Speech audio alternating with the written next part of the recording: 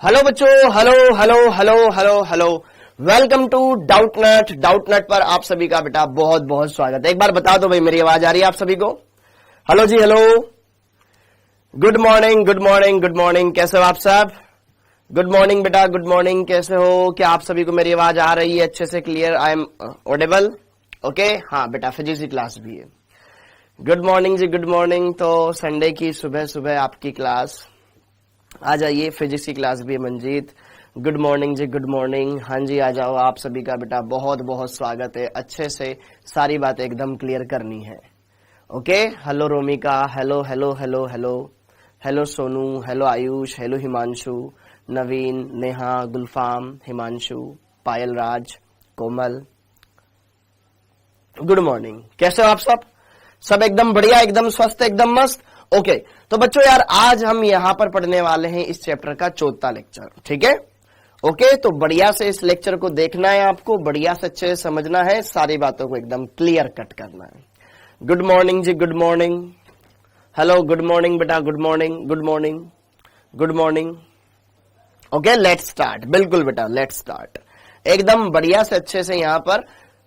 हाय, good morning sir जी, आज बहुत जल्दी क्लिनिक पर आना पड़ा क्लास लेने के लिए। अरे, क्लिनिक से लेते हो क्या तुम क्लास? ओके, अच्छा, मतलब खुद का क्लिनिक होगा। ओके, L3 है बेटा, L4 अपन सीक्वेंस वाइज ही चलेंगे। भले दूसरे दिन हमारी क्लास नहीं हो पाई, लेकिन वो आपकी उसमें एंट्री में दिखाई देता है, ठीक है? कुछ टेक्निकल चीजें हैं ये, तो जिसमें अपन उसी सीक्वेंस में चलेंगे। हाँ जी, ओके।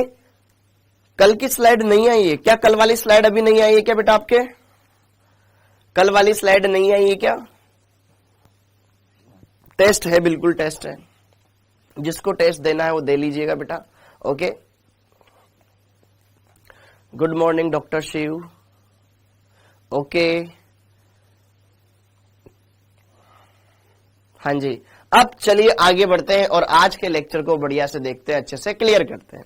आज के लेक्चर को बढ़िया से स्टार्ट करते हैं और क्लियर करते हैं बेटा। सारी बातों को बढ़िया से देखेंगे, हर एक बात को अच्छे से आपको देखना है, अच्छे से क्लियर करना है। ओके, हाँ, तो यार जिन्होंने पहले लाइव क्लास देखी थी, उस लाइव क्लास में हमने जितना पढ़ा था उतने हिसाब से पेज छोड़ दो आप, ठीक है? जो आप लाइव क्लास देख रहे थे पिछली वाली, उसमें आपने जितना पढ़ा है उस हिसाब से उतने पेज छोड़ दो, फिर आप बाकी जैसे वो स्लाइड आ जाए उससे नोट डाउन कर लेना। पता नहीं क्यों अभी तक नोट अपलोड नहीं हुई है। ओके, तो अभी अपन पढ़ना स्टार्ट करते हैं। अभी अपन पढ़ना स्टार्ट करते हैं बेटा। लगभग 11:30 बजे तक की क्लास चलेगी, ठीक है? लगभग अराउंड 11:30 तक की क्लास चलेगी, तो बढ़िया से पढ़ाई करना स्टार्ट करते हैं, ठीक है? ओके, तो आज हम बात करेंगे इस चैप्टर के लेक्चर नंबर 4 के बारे में। लेक्चर नंबर 4 बहुत ही बढ़िया होने वाला है, बहुत ही अच्छा होने वाला है, और सारी बातें एकदम अच्छे से क्लियर करवाऊंगा, ठीक है? ओके, स्टार्ट करते हैं। ओके, तो आज हम यहां पर कुछ और बेहतरीन बेहतरीन चीजों के बारे में डिस्कस करने वाले हैं। ये पॉइंट पढ़ लिया, ये पॉइंट पढ़ लिया, ये 3 पॉइंट हमने अच्छे से डिस्कस कर लिए। लास्ट है ये वाला पॉइंट हमारा अभी तक का इंपॉर्टेंट, ठीक है? इसमें हमने देखा कार्बोनिल यौगिकों का निर्माण कैसे कैसे हम करवा सकते हैं। तो हमने एल्कोहल का ऑक्सीकरण करवा के कराया कि सर आप 1 डिग्री एल्कोहल के ऑक्सीकरण से एल्डिहाइड बना सकते हो, 2 डिग्री एल्कोहल के ऑक्सीकरण से कीटोन बना सकते हो। अच्छा, फिर हमने एल्कोहल का विहाइड्रोजनीकरण करवाया, उत्प्रेरकीय विहाइड्रोजनीकरण, कि सर आप 1 डिग्री एल्कोहल को जब कॉपर धातु के साथ गर्म करोगे तो वहां 1 डिग्री एल्कोहल से एल्डिहाइड मिलेगा, 2 डिग्री एल्कोहल से कीटोन मिलेगा। साथ साथ रिवाइज करो, साथ साथ रिवाइज करो बेटा।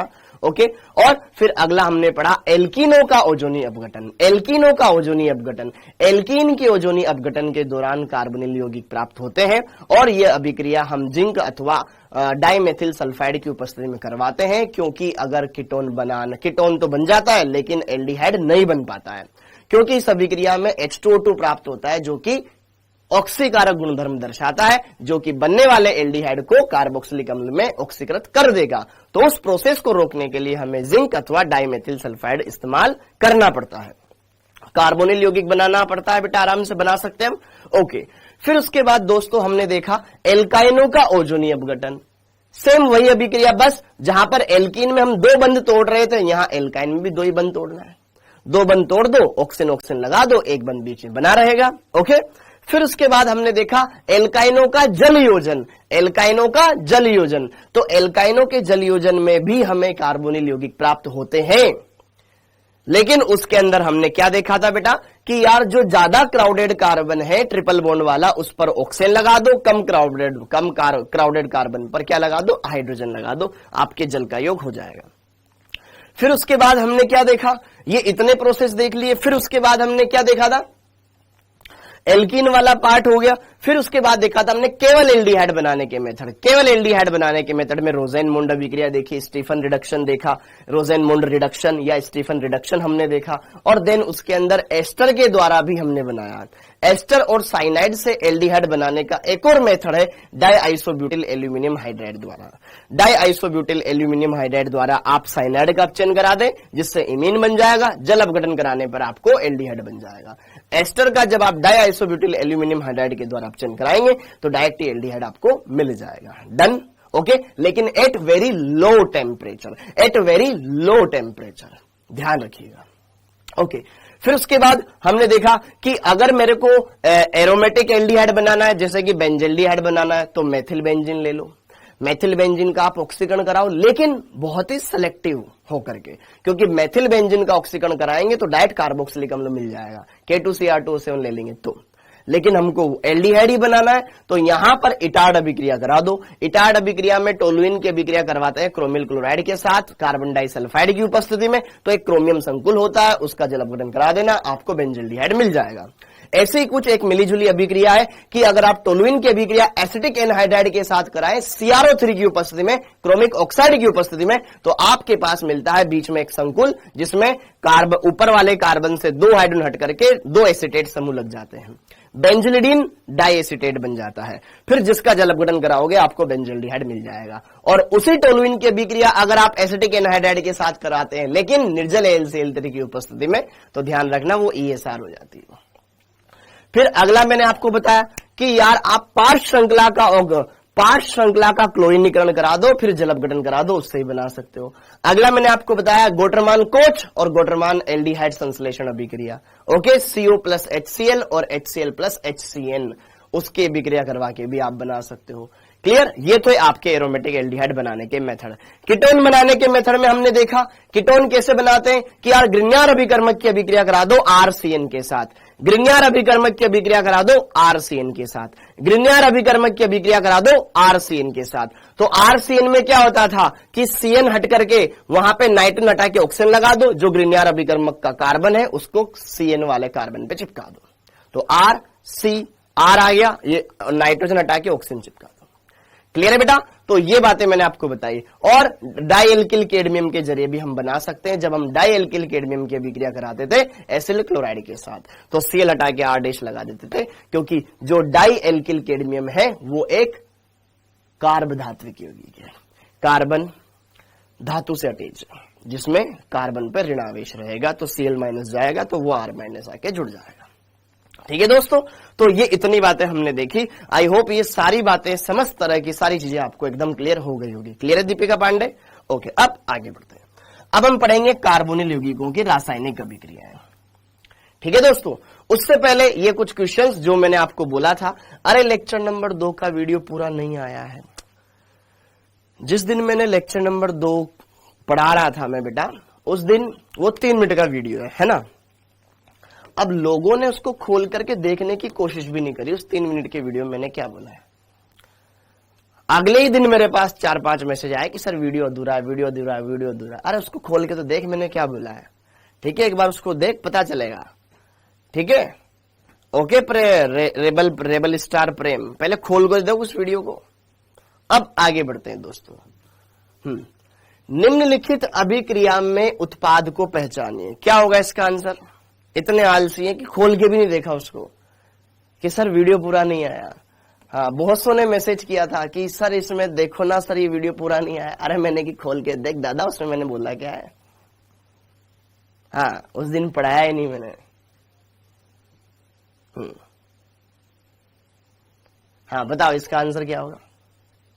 ये तुम्हारे नीट 2023 में आया था क्वेश्चन। अब देखो, तुम्हारे लिए एकदम तुच्छ कैटेगरी का क्वेश्चन है, कुछ दम ही नहीं है इस क्वेश्चन में। देखो, इसमें पहली वाली अभिक्रिया बताओ, ये है तुम्हारे पास बेटा बेंजीन के ऊपर N2 प्लस Cl माइनस, क्या ये बीडीसी है? बेंजीन के ऊपर N2 प्लस Cl माइनस, क्या ये बीडीसी है? बीडीसी की अभिक्रिया करा दी Cu2Br2 के साथ 8HBr, तो ये कौन सी अभिक्रिया है? इस अभिक्रिया का नाम क्या है? इस अभिक्रिया, ये बांगड़ू है ये लोग, इस अभिक्रिया का नाम क्या है? सेंड मेयर अभिक्रिया। वेरी गुड अभिनेश, इसका नाम है send mayor reaction. Send mayor reaction कि जब हम बीडीसी की अभिक्रिया कॉपर हैलाइडो की उपस्थिति में HBr के साथ करवाते हैं या HCl के साथ करवाते हैं तो क्लोरोबेंजीन ब्रोमोबेंजीन बनता है। ठीक है, ओके बेटा, गटरमान नहीं है, कॉपर चूर्ण होता है उसमें, तो यहां पे क्या बन जाएगा? ब्रोमोबेंजीन। फिर अगले पद में Mg और शुष्क ईथर, ये एक एल्किल हैलाइड अथवा एरिल हैलाइड है। जब इसकी अभिक्रिया Mg के साथ करवा दी जाएगी तो मैग्नीशियम बीच में आ जाएगा, तो PHMgBr बन जाएगा, शॉर्ट में लिख दिया। फिर इसका जल अपघटन करा देंगे, तो जल अपघटन करा देंगे तो यार ग्रिग्नार्ड अभिकर्मक को क्या पसंद है? H+, अगर नहीं है तो फिर कार्बन पे जाएगा, लेकिन इसमें क्या एसिडिक हाइड्रोजन है, तो एसिडिक हाइड्रोजन ने तुरंत इसका H कैप्चर करके ये बेंजीन बना देगा दोस्त। क्या बना देगा? बेंजीन बना देगा, और यहां पर ये सह उत्पाद अलग हो जाएगा, बेंजीन बनेगी। क्या ये क्लियर है? हाँ या ना? मैं एकदम बढ़िया से अच्छे से एकदम होश में हूं बेटा महक। ओके, तो यहां पर क्या सारी बातें एकदम क्लियर है सज्जनों? तो इसका आंसर कोई 4 बोल रहा था, क्यों बोल रहे थे भाई? पहले ब्रोमोबेंजीन बनेगा, ब्रोमोबेंजीन से आप बनाओगे ग्रिग्नार्ड अभिकर्मक, ग्रिग्नार्ड अभिकर्मक में जैसे जल डालेंगे वहां से H+ खींच करके वो अलग हो जाएगा। तो इस क्वेश्चन का आंसर था ऑप्शन नंबर 3। मैंने आपको दिया था बोलने के करना, ये नीट 2023 में क्वेश्चन आया हुआ है, आपको तो करवाया हुआ है ना, ऐसे जाने कितने क्वेश्चन करवाए हुए हैं बेटा। ठीक है, ये आप आराम से कर सकते हैं। अगला क्वेश्चन, ये वाला क्वेश्चन देखो, इसमें बताओ ये एक कंपाउंड है, ये किस टाइप का हैलाइड है? Vinylic halide, benzylic halide, aryl halide, allylic halide. अब इसका बताओ ये कौन सा हैलाइड है? बेटा अभी जस्ट पढ़ाना स्टार्ट किया है, ये कौन सा हैलाइड है? क्या ये बेंजिलिक हैलाइड है? बेंजिलिक हैलाइड, क्या ये बेंजिलिक हैलाइड है?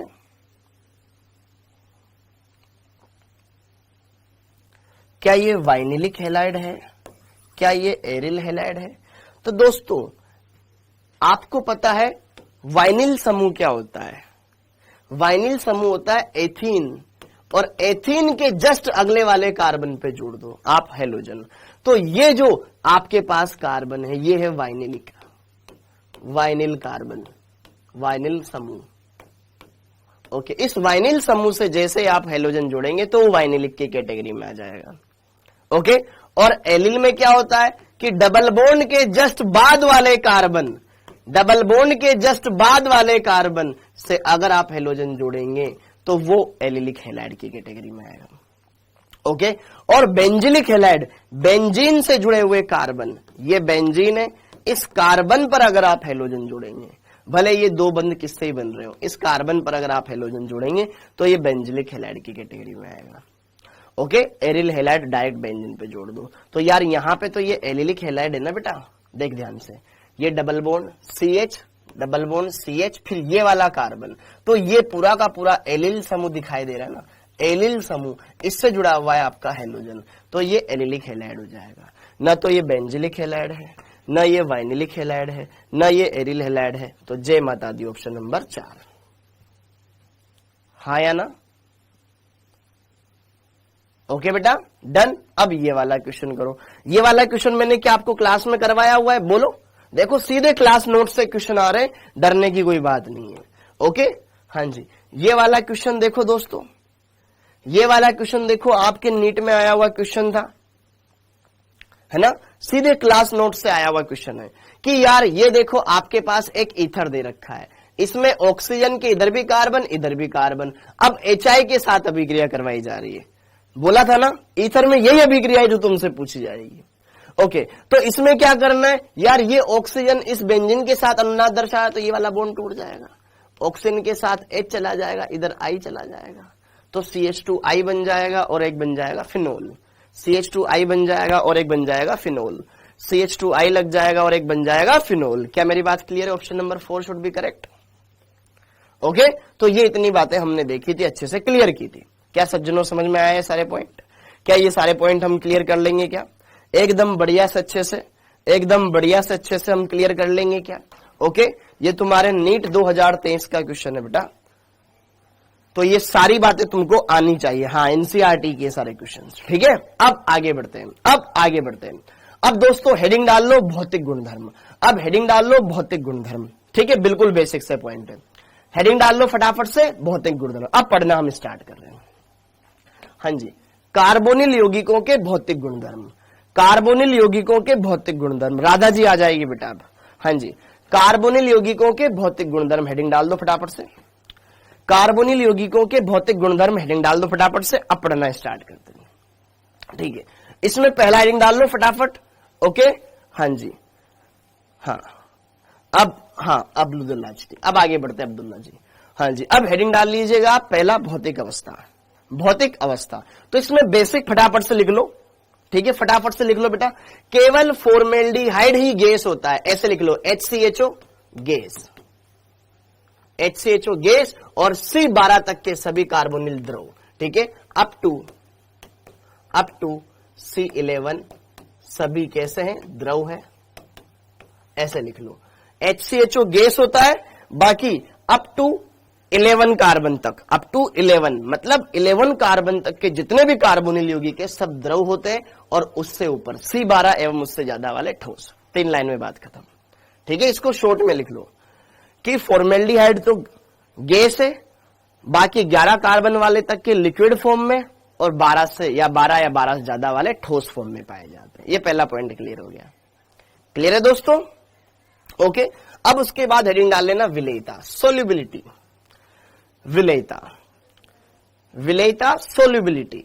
अब विलेयता के बारे में बात करें तो कार्बोनिल यौगिक वैसे तो कार्बनिक यौगिक है, और कार्बनिक यौगिक जल में घुलते नहीं है, वो कार्बनिक विलायकों में घुलते हैं। परंतु जो कार्बोनिल यौगिक होते हैं उसमें जो कार्बोनिल समूह होता है वो ध्रुवीय प्रकृति का होता है। जो कार्बोनिल बंध होता है बेटा, CO बंध, ये ध्रुवीय प्रकृति का होता है। कैसे?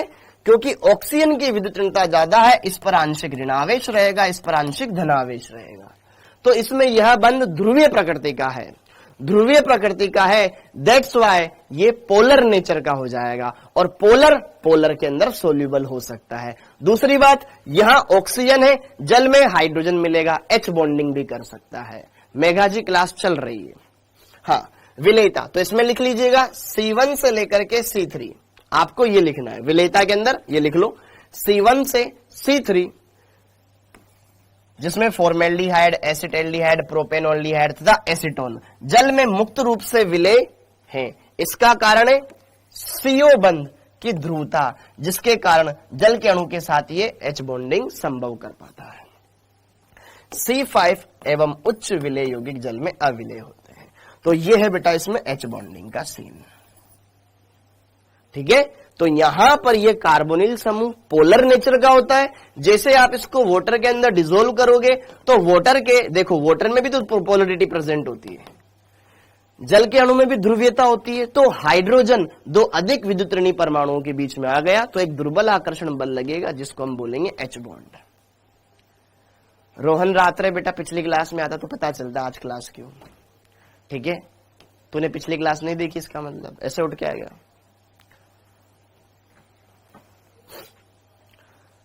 ओके, क्लियर है? तो विलेयता का कॉन्सेप्ट क्लियर हो गया कि भैया C1 से लेकर के C3 कार्बन तक के कार्बोनिल यौगिक जल में घुलनशील होते हैं, उसके बाद वाले घुलनशील नहीं हो पाते हैं। ये घुलनशील क्यों है? क्योंकि ये पोलर नेचर के हैं। पोलर नेचर उनमें भी होती है, लेकिन उनमें एल्किल समूह बड़ा होने लग जाता है, ये छोटे हैं तो ये आसानी से घुल जाएंगे। और विलेयता, जो जितना हल्का होगा वो ज्यादा विलेय होगा, अणुभार के व्युत्क्रमानुपाती होता है, ठीक है। ये दोनों पॉइंट क्लियर हो गए दोस्तों? क्या ये दोनों पॉइंट क्लियर हो गए दोस्तों? यहीं से पढ़ाना स्टार्ट किया है अर्पण भारती। क्या ये दोनों पॉइंट क्लियर हो गए बेटा? ओके, क्या ये दोनों पॉइंट क्लियर हो गए? अब आगे बढ़ते हैं दोस्तों, अब आगे बढ़ते हैं। क्वथनांक, ये तीन, ये बस यहां तक के ये लिखा हुआ है, बाकी सब में लिखा हुआ है ना। क्वथनांक, क्वथनांक से पहले घनत्व लिख लो, छोटा सा है, घनत्व लिख लो, पहले घनत्व लिख लो, ठीक है। कार्बोनिल यौगिकों का घनत्व जल की अपेक्षा कम होता है, ये पॉइंट पहले लिख लो। कार्बोनिल यौगिकों का घनत्व जल की अपेक्षा कम होता है। अब घनत्व कम कैसे होता है, इसका मतलब क्या? देखो, घनत्व ज्यादा उनका होगा जिनके बीच में अट्रैक्शन ज्यादा होगा, और जो आपके मैं बात करूं यहां पर जल होता है, जल पोलर नेचर का होता है, और जल के अणुओं के बीच में H बॉन्डिंग पाई जाती है। H बॉन्डिंग होगी तो अणु एक दूसरे के ज्यादा निकट रहेंगे, निकट ज्यादा रहेंगे तो क्या होगा, एकांक आयतन में उपस्थित अणुओं की संख्या ज्यादा होगी, वही तो घनत्व है। तो यहां पर क्या होता है कि जल का जो यहां पर घनत्व होता है वो कार्बोनिल यौगिकों की तुलना में ज्यादा होता है, या मैं बोलूं कार्बोनिल यौगिकों का घनत्व जल की तुलना में कम होता है, ठीक है। अरे यार पेज छोड़ दे इनके लिए परेशान मत हो, पेज छोड़ दे, घर पे भी लिख लेना इसको, कोई दिक्कत नहीं, फोटो खींच ले घर पे लिख लेना, कोई दिक्कत नहीं है, ऐसी कोई बात नहीं है, ठीक है। अब यहां पर क्वथनांक वाला पॉइंट समझो। क्वथनांक, क्वथनांक, अब क्वथनांक के बारे में हमें ये पहली बात तो ये पता है कि यार क्वथनांक अणुभार के समानुपाती होता है, जिसका अणुभार ज्यादा उसका क्वथनांक ज्यादा, कोई दिक्कत नहीं है। दूसरी बात, अगर मैं लगभग समान अणुभार वाले एल्डिहाइड, कीटोन, एल्कोहल इनके बीच में कंपैरिजन करूं तो एल्कोहल का तो सबसे ज्यादा होता है, क्योंकि एल्कोहल के अणु के अंदर H बॉन्डिंग पाई जाती, कीटोन और एल्डिहाइड में नहीं पाई जाती। वो तो एल्डिहाइड और कीटोन जल में घुलने के बाद H बॉन्डिंग करते हैं, अदरवाइज तो खुद के अंदर तो है नहीं, जबकि एल्कोहल में तो खुद के अंदर H बॉन्डिंग पाई जाती है, OH समूह है, ठीक है। एल्कोहल ज्यादा बॉइलिंग पॉइंट रखता है, फिर आता है कीटोन, फिर आता है एल्डिहाइड, फिर आते हैं बाकी हाइड्रोकार्बन। तो देखो ध्यान से, ये क्वथनांक का क्रम, एल्कोहल की ज्यादा होती है, फिर होती है बेटा कीटोन की, फिर होती है एल्डिहाइड की, फिर आते हैं एल्केन, समान अणुभार वाले। ओके, आपको ये पॉइंट लिख लेना है, ये पॉइंट लिख लेना है। अच्छा, एल्डिहाइड और कीटोन एल्केन से ज्यादा क्यों क्वथनांक रखते हैं? क्योंकि ये ध्रुवीय प्रकृति के हैं, इनके बीच में अट्रैक्शन थोड़ा ज्यादा होता है एज कंपेयर टू एल्केन, ठीक है। और एल्कोहल में तो H बॉन्डिंग आ जाती है, तो H बॉन्डिंग की वजह से एल्कोहल ज्यादा बॉइलिंग पॉइंट वाले, फिर उसके बाद कम ध्रुवीय, फिर सबसे लास्ट में ये। ओके, हाँ जी, यहां पर क्या है कि यह एक ध्रुवीय कंपाउंड, ये एक ध्रुवीय, तो यहां पर दुर्बल द्विध्रुव वांडर आकर्षण बल उपस्थित होता है। यहां पर दुर्बल द्विध्रुव, ये भी तो एक द्विध्रुव है, ये भी एक द्विध्रुव है, ठीक है। उनके बीच में आकर्षण बल लग रहा है, उस वजह से ये थोड़े ज्यादा बॉइलिंग पॉइंट रखने वाले कंपाउंड है, ठीक है। एल्केन अध्रुवीय होता है। क्लियर हो गया दोस्तों? आप ये पॉइंट लिख लीजिए या इनके लिए जगह छोड़ दीजिए। अब हम आगे बढ़ते हैं। ओके, ये 3 पॉइंट, भौतिक अवस्था, विलेयता, क्वथनांक, घनत्व, 4 पॉइंट, इनके लिए आप या तो लिख लो या इनके लिए जगह छोड़ दो, कोई मतलब नहीं है, ठीक है। अब काम की बात ये थी कि भाई अगर यहां पे आपको 4 कंपाउंड दे दिए जाए, एक एल्डिहाइड दे दिया जाए, एक एल्कोहल दे दिया जाए, उनका कंपैरिजन करना हो आप कर सकते हो, ठीक है। ओके आयुष, अब आगे बढ़ते हैं, दोस्तों, डन।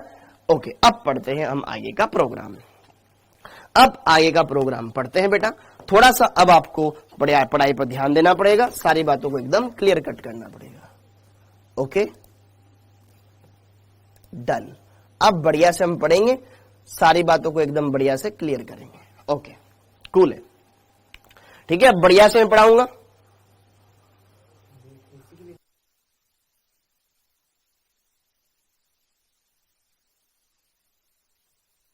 ओके, तो अब चलिए आगे बढ़ते हैं। अब हेडिंग डालते हैं यहां पर कार्बोनिल यौगिकों के बारे में क्या क्या चीजें हैं जो हम जान सकते हैं।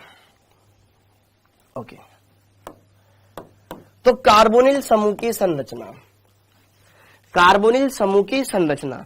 तो यार दोस्तों इसमें फटाफट से ये देख लो कि यार ये जो कार्बोनिल समूह होता है ये ध्रुवीय प्रकृति का है, क्योंकि ऑक्सीजन ज्यादा विद्युतरणीय है, कार्बन कम विद्युतरणीय है। पहली बात तो ये, ठीक है। ओके, इनके बीच में ये जो पाईबंद बन रहा है ना बेटा, पाईबंद, ये 2 अलग अलग परमाणुओं के बीच में बन रहा है, 2 अलग अलग परमाणुओं के बीच में बन रहा है, ठीक है। अगली बात, इस कार्बन का संकरण क्या है? ये कार्बन बेटा 1 सिग्मा 2 सिग्मा 3 सिग्मा बॉन्ड बना रहा है, तो यहां पर इसका संकरण है, पहली बात तो sp2 संकरण, ये sp2 संकरित होता है, ठीक है। तो बंद कोण कितने रहेंगे, 120 डिग्री के रहेंगे, 120 डिग्री का बॉन्ड एंगल है इनके बीच में, ठीक है, जनरल केस में बात करूं तो ओके। और ये पाई बंद उधर शिफ्ट हो सकता है जिसकी पोलरिटी ज्यादा है, यहां पर इसके ऊपर आंशिक रूप से ऋणावेश, इसके ऊपर आंशिक रूप से धनावेश रह सकता है। तो जब ये बॉन्ड टूटेगा बेटा, तो क्या ये इस तरीके से हो सकता है, ये बॉन्ड इस तरीके से हो सकता है, इस पे आ जाएगा नेगेटिव, इस पे आ जाएगा पूरी तरीके से पॉजिटिव चार्ज, हाँ या ना। तो कहीं ना कहीं हम ये देख सकते हैं कि जो कार्बोनिल समूह का कार्बन होता है वो गरीब होता है। अष्टक किसका पूर्ण है, इस कार्बन का कि ऑक्सीजन का? भाई इस प्रोसेस में जब ऐसा हुआ सीन, तो इसमें अष्टक किसका पूर्ण हुआ, कार्बन का कि ऑक्सीजन का? कार्बन का। तो इलेक्ट्रॉनों की जरूरत किसको है, कार्बन को कि ऑक्सीजन को? कार्बन को। तो इस पर अगर अटैक करना हो, इलेक्ट्रॉन स्नेही का पहले अटैक होगा कि नाभिक स्नेही का पहले अटैक होगा? कि सर यहां पे देखो आपको सहायता पहुंचानी है, राहत कार्य है ना, तो राहत कार्य में पहले राहत उसको दी जाएगी ना जिसको ज्यादा जरूरत है। तो यहां पर इन दोनों में से अटैक किसका होगा, इस पर पहले अटैक होगा न्यूक्लियोफाइल का, क्योंकि ये गरीब है, इसका तो ऑक्टेट कंप्लीट है, ठीक है, लेकिन जरूरत इसको ज्यादा है। तो यहां पर कार्बोनिल यौगिक नाभिक स्नेही का योग करते हैं और वो अभिक्रियाएं दर्शाते हैं। तो पहली बात ये, बाकी नहीं लिखना है आपको, ठीक है, ये बाकी चीज नहीं लिखनी है, बस आपको भी इतना लिखना है, ओके। तो कार्बोनिल समूह की संरचना बेटा कुछ ऐसी होती है जिसमें यहां पर कार्बन sp2 संकरित होता है, ठीक है, 120 डिग्री का बॉन्ड एंगल उसके अंदर प्रेजेंट होता है जनरली, ओके। और यहां पर ये कार्बन पॉजिटिव चार्ज होता है। अब यहां पर इसकी अभिक्रिया है, पहली अभिक्रिया है नाभिक रागी योग अभिक्रिया। पहली हेडिंग डाल लो इसके अंदर, कार्बोनिल यौगिकों की रासायनिक अभिक्रिया में न्यूक्लियोफिलिक, इंग्लिश में बोलते हैं इसको nucleophilic addition reaction, nucleophilic addition reaction, nucleophilic addition reaction, NAR।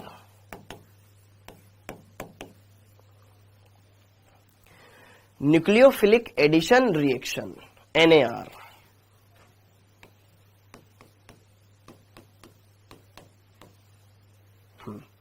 नाभिक रागी योगज अभिक्रिया, नाभिक रागी योगज अभिक्रिया, न्यूक्लियोफिलिक एडिशन रिएक्शन, नाभिक रागी योगज अभिक्रिया, या नाभिक स्नेही योगात्मक अभिक्रिया भी इसको बोल सकते हैं।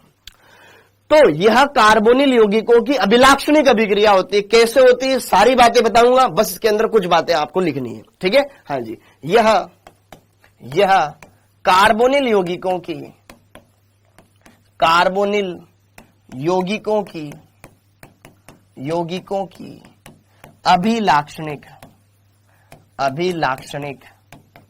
अभिक्रिया होती है, अभिलाक्षणिक अभिक्रिया होती है। यह कार्बोनिल यौगिकों की अभिलाक्षणिक, मतलब अगर कार्बोनिल यौगिक अभिक्रिया देना चाहेंगे तो सबसे पहले कौन सी देंगे, ये देंगे, न्यूक्लियोफिलिक एडिशन रिएक्शन।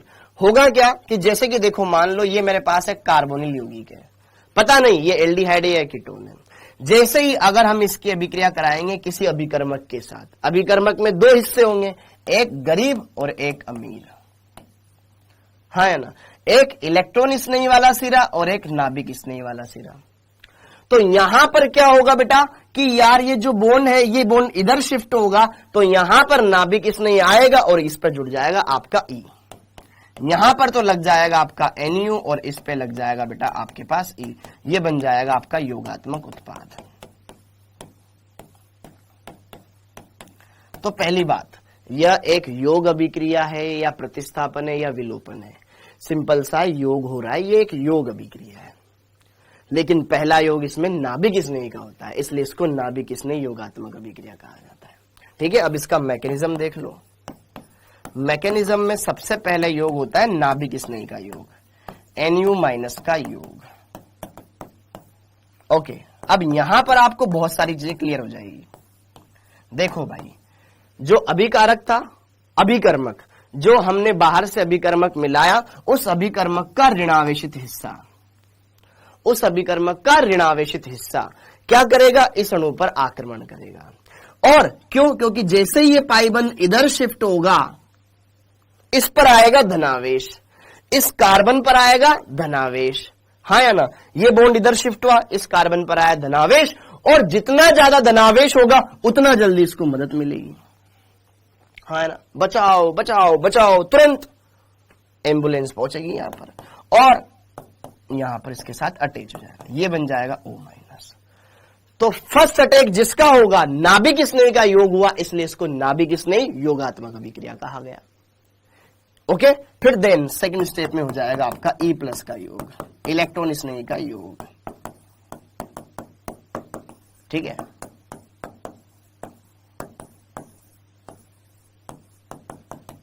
ये इसको अपना चार्ज डोनेट कर देगा, ये बन गया आपके पास प्रोडक्ट। ओके, तो ये सारी बातें समझ में आई क्या, कि यार यह कार्बोनिल यौगिकों की अभिलाक्षणिक अभिक्रिया होती है जिसमें नाभिक स्नेह का पहले योग होता है, फिर यहां पर बाद में इलेक्ट्रॉन स्नेह जुड़ता है और अंतिम उत्पाद बनाता है। तो कार्बोनिल यौगिक का जो ये कार्बन है, इस कार्बन पर किस तरीके से रिएक्शन करवानी है ये मैंने आपको बताया। क्लियर है बेटा?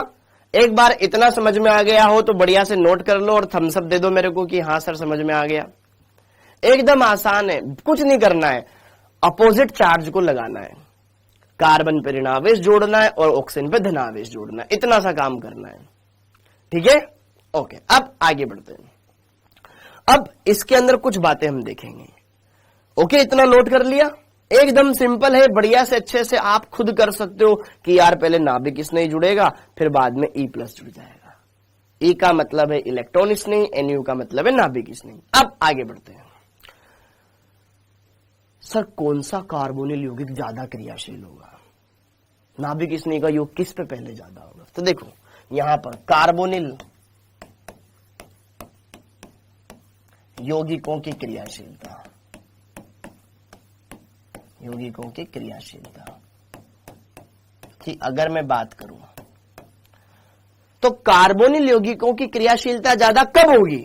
जब इस कार्बन पर धनावेश जितना ज्यादा होगा, जितना ज्यादा ये गरीब होगा, जितना ये कम, जितना ज्यादा इस पर पॉजिटिव चार्ज आएगा उतना जल्दी नाभिक स्नेह योग करेगा।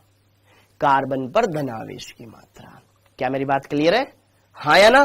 तो यहां पर कार्बोनिल यौगिकों की क्रियाशीलता सीधे सीधे समानुपाती है कार्बन पर धनावेश की मात्रा, धनावेश की मात्रा। यार ये जितना ज्यादा गरीब होगा उतना जल्दी इस पर अटैक होगा। अब इस पर धनावेश की मात्रा ज्यादा कब होगी? एक तो ऑक्सीजन खींच रहा है, एक तो ऑक्सीजन इससे इलेक्ट्रॉन खींच रहा है, और अगर यहां पे जो समूह लगे हुए हैं वो भी खींच ले तो ये तो मर जाएगा बेचारा। और भयंकर गरीबी में आटा गीला, पहले ही गरीब था, आपने इससे खींचने वाले समूह लगा दिए, तो क्या यहां पर वो इसकी क्रियाशीलता बढ़ाएंगे कि नहीं बढ़ाएंगे? हाँ या ना? कि हे भगवान अब तो तू ही मेरा सहारा। क्लियर हो गया? ओके, तो यहां पर इलेक्ट्रॉन आकर्षी समूह इसकी क्रियाशीलता बढ़ाएंगे और इलेक्ट्रॉन दाता होंगे तो इलेक्ट्रॉन दाता समूह इसकी क्रियाशीलता को घटा दें, जैसे कि +I वाले। क्या मेरी बात क्लियर है? ये पॉइंट समझ में आया क्या आप लोगों को?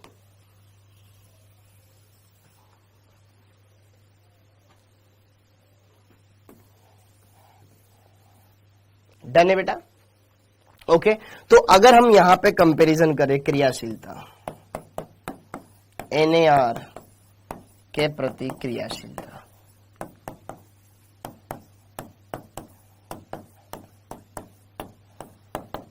अगर एक में ले लूं एल्डिहाइड, एक में ले लूं कीटोन, और आपसे बोलूं कौन ज्यादा क्रियाशील है? एक ले लिया मैंने NAR मतलब न्यूक्लियोफिलिक एडिशन रिएक्शन, ये NAR शॉर्ट में लिखूंगा मैं, बार बार बड़ा नहीं लिखूंगा, न्यूक्लियोफिलिक एडिशन रिएक्शन। तो अगर हम बात करें NAR के प्रति क्रियाशीलता कि कौन सा कार्बोनिल यौगिक ज्यादा क्रियाशील होगा, हमारा एल्डिहाइड कि हमारा कीटोन, कि हमारा कीटोन। तो यार दोस्तों जिस पर धनावेश ज्यादा होगा, अब इसमें एक पॉइंट और आएगा भी आगे चल के, ठीक है। यहां पे जरा देखो ध्यान से, ये जो कार्बन है दाता समूह है, एक ही एल्किल समूह, इसमें 2 एल्किल समूह लगे हुए हैं, तो यहां पर 2 एल्किल क्या इसको इलेक्ट्रॉन डोनेट करेंगे, इसमें एक ही एल्किल है। तो यहां पर जैसे धनावेश आएगा, अरे लेना यार तो क्या दिक्कत है, तो उसको बाहर से लेने की जरूरत नहीं पड़ी। और यहां पे इसमें देने वाला एक ही है जो उसकी जरूरतों को पूरा नहीं कर पा रहा, फिर ये बाहर से जाके लेके आएगा। हाँ या ना बोलो, अरे हाँ या ना बोलो, क्या मेरी बात क्लियर है, एकदम अच्छे से समझ में आया, हाँ या ना, क्लियर। आपको कुछ खाने की इच्छा हुई, आपको कुछ खाने की इच्छा हुई, आपकी मम्मी ने आपको लगा कि मेरे को मैगी खानी है, आपकी मम्मी ने मैगी बना दी, नहीं मेरे को तो पास्ता भी खाना है, आपकी मम्मी ने पास्ता बना दिया, आपकी सारी जरूरतें पूरी। लेकिन मान लो घर पे नहीं है, तो फिर आप मार्केट जाओगे, आपको तो बस मार्केट जाने का बहाना चाहिए कि बस चलते ना यार एकदम, है ना। तो अब यहां पर वहां तो है, यहां नहीं है, तो इसकी क्रियाशीलता ज्यादा। तो एल्डिहाइड ज्यादा क्रियाशील होते हैं towards nucleophilic addition reaction as compare to ketone. ठीक है दोस्तों, क्लियर है, ओके। तो ये बात ध्यान रखिएगा। अगली बात, एक और पॉइंट जो आपको ध्यान में रखना है, एक और पॉइंट जो आपको ध्यान में रखना है। सर क्या करें, जीभ बहुत चटोरी है, हर चीज खाने चाहती है। अब आगे देखें, अब आगे बढ़ते हैं, ये क्लियर हो गया। एक और बात कि यार जो कार्बोनिल समूहों की, कार्बोनिल यौगिकों की क्रियाशीलता है, यौगिकों की क्रियाशीलता है, जब तक सर पानी पताशे गोलगप्पे हाय हाय मोमोज न खाएं मजा ही नहीं आता है सर, समोसे कचौरी न खाएं रहा नहीं जाता। कार्बोनिल यौगिकों की क्रियाशीलता त्रिविम बाधा के भी व्युत्क्रमानुपाती होती है। त्रिविम बाधा, हाँ जी, कार्बोनिल यौगिकों की क्रियाशीलता त्रिविम बाधा के भी व्युत्क्रमानुपाती होती है। अब देखो दोस्तों, यार ये नाभिक इसने इस पे अटैक कर रहा है, अटैक कर रहा है, लेकिन अगर यहां पे कोई बड़े बड़े समूह हुए तो त्रिविम बाधा ज्यादा रहेगी, तो अटैक कर पाना मुश्किल हो जाएगा, हाँ या ना। यहां पर अगर बड़े बड़े समूह लगे हुए हैं तो वो इस पर अटैक नहीं कर पाएगा, और अटैक नहीं कर पाएगा तो क्रियाशीलता घट जाएगी। और अगर छोटे छोटे समूह तो फटाक से अटैक कर देगा, तो यहां पर कार्बोनिल यौगिक की क्रियाशीलता त्रिविम बाधा की भी व्युत्क्रमानुपाती होती है। तो अब यहां पर एक क्वेश्चन करते हैं, NAR के प्रति क्रियाशीलता का क्रम होगा, क्रियाशीलता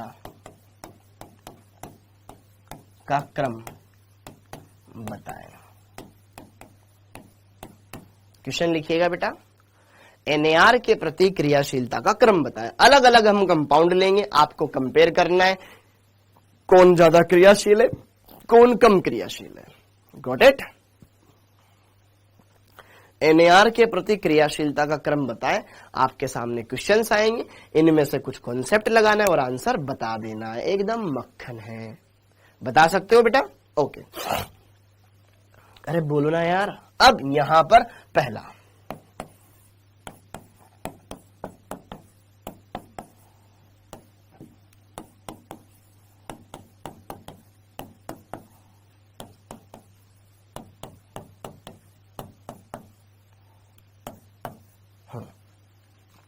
ये है फॉर्मेल्डिहाइड, ये है एसिटल्डिहाइड, और ये है आपका एसीटोन।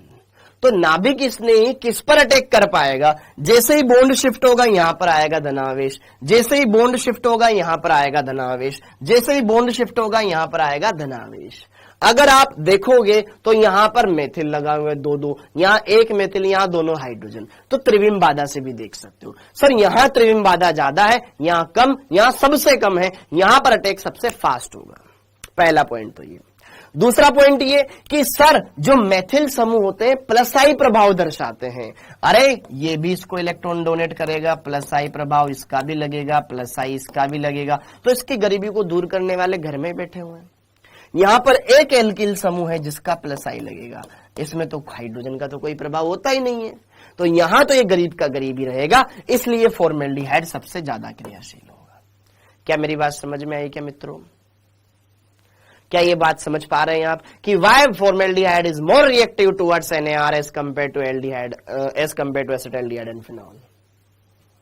एकदम सिंपल है, एकदम क्रिस्टल क्लियर है, एकदम क्रिस्टल क्लियर है। ओके, अगला।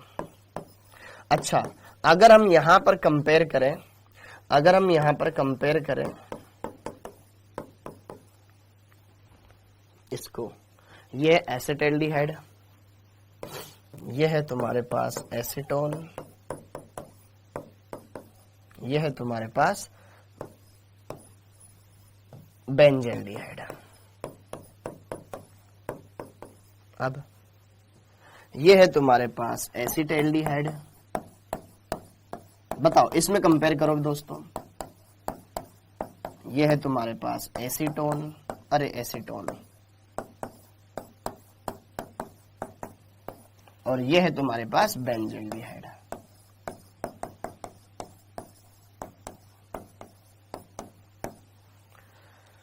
बोलिए कहां पर क्रियाशीलता सबसे ज्यादा होगी? कहां पर क्रियाशीलता सबसे ज्यादा होगी? यह है एसिटाल्डिहाइड, यह है एसीटोन, यह है बेंजल्डिहाइड। बोलो कौन सबसे ज्यादा क्रियाशील होगा NaR के प्रति? तो यहां पर हम क्या देखेंगे? यहां पर हम क्या देखेंगे? क्या क्या चीजें जो हम यहां पर देख सकते हैं बढ़िया से अच्छे से? ओके,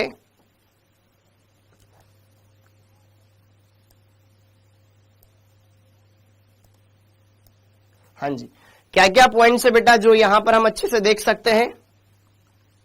क्या आप बताएंगे बेटा इसमें किसकी रिएक्टिविटी सबसे ज्यादा होगी? तुम्हारे कमेंट कैसे नहीं आ रहे यार?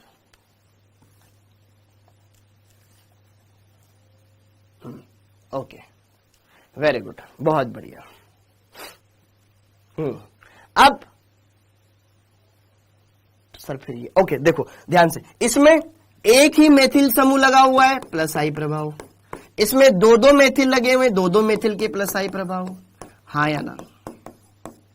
और इसमें बेंजीन लगी हुई है, बेंजीन अनुनाद के जरिए इलेक्ट्रॉन दे देगी, लेने की जरूरत ही नहीं है। ये प्रभाव दूरी पे डिपेंड करता है, ठीक है? यहां तो अनुनाद हो जाएगा, एक ही झटके में स्टेबिलिटी कंप्लीट हो जाएगी उसकी। बेंजल्डिहाइड सबसे कम क्रियाशील है मेरे भाई रोहित। क्या पढ़ा तूने? पिछले साल भी इसे पढ़ रहा था, इस साल भी इसे पढ़ रहा है, क्या फर्क आया? यहां पे देख बेंजल्डिहाइड में बेंजीन है, यहां पर क्या है? ऐसे समझ में ना आए तो ऐसे बेंजीन बना लो, पर तुम होके समझते ही नहीं हो। ये बेंजीन है, जैसे ही ये बॉन्ड इधर शिफ्ट होगा ये इसको डोनेट कर देगा, और वैसे भी दिखने का बड़ा ग्रुप है तो रिएक्टिविटी बहुत कम हो जाएगी, हाँ या ना? यहां पर फिर यहां पर यहां पर क्या है? जैसे ही बॉन्ड इधर शिफ्ट होगा यहां है रेजोनेंस, अनुनाद। ये अनुनाद द्वारा उसकी मदद कर देगा। क्या मेरी बात क्लियर है? तो सबसे ज्यादा क्रियाशील एसिटाल्डिहाइड होगा, फिर एसीटोन होगा, फिर देन ये होगा। समझ आया? समझ आया? कर सकते हैं इसे,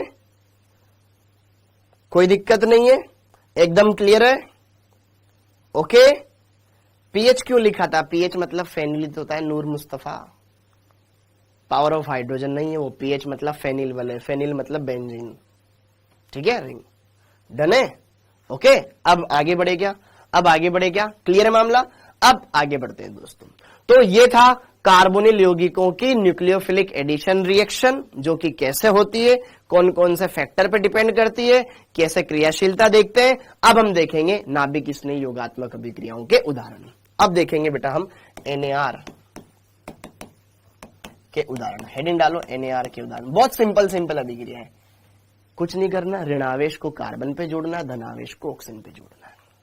क्या करना है? ऋणावेश को कार्बन पे जोड़ना है, धनावेश को ऑक्सीजन पे जोड़ना है। ओके, पहला HCN का योग, HCN का योग, इसमें होता है साइनोहाइड्रीन का निर्माण।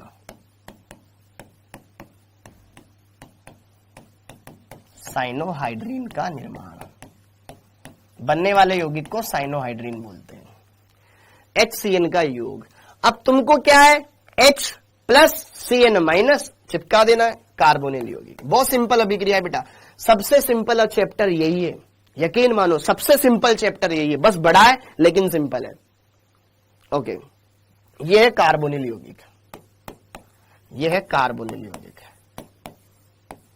कोई भी हो सकता है, एल्डिहाइड, कीटोन, कोई भी हो सकता है। जब इसके ऊपर किसका योग करवाएंगे, HCN का योग करवाएंगे।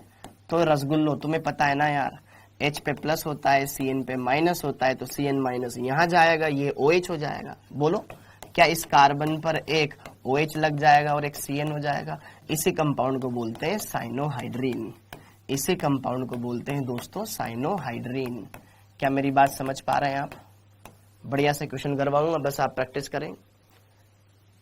हाँ, देखना है बेटा आयुष, विराट, ठीक है। साइनोहाइड्रीन बन जाता है, इसमें क्या बनता है दोस्तों, साइनोहाइड्रीन बनता है। तो जब कार्बोनिल यौगिक की अभिक्रिया HCN के साथ कराते हैं, साइनोहाइड्रीन का निर्माण होता है। जैसे कि देखो उदाहरण, जिससे भी बन रहा है उसका साइनोहाइड्रीन बोल देंगे। जैसे फॉर्मेल्डिहाइड से बन रहा है, फॉर्मेल्डिहाइड साइनोहाइड्रीन।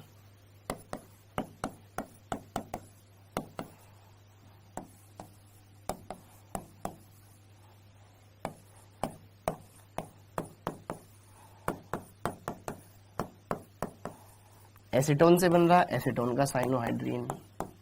करना क्या है, प्लस माइनस चिपकाना है, कुछ नहीं करना है, ये तो कोई भी कर देगा। नर्सरी के बच्चे को बोलूंगा ना बेटा H पे धनावेश, इस पे ऋणावेश है, तुझे क्या करना है, यहाँ पे ये ऋणावेश को इस पे जोड़ना है, H को इस पे जोड़ना है, बॉन्ड इधर शिफ्ट कर देना, वो भी कर देगा अगर उसको आता है तो। ठीक है, नर्सरी का तो नहीं, 8वीं क्लास का तो कर ही देगा। ठीक है, कि ये ऋणावेश भैया इसको यहाँ जोड़ देंगे, ये बॉन्ड इधर शिफ्ट कर देंगे। ठीक है,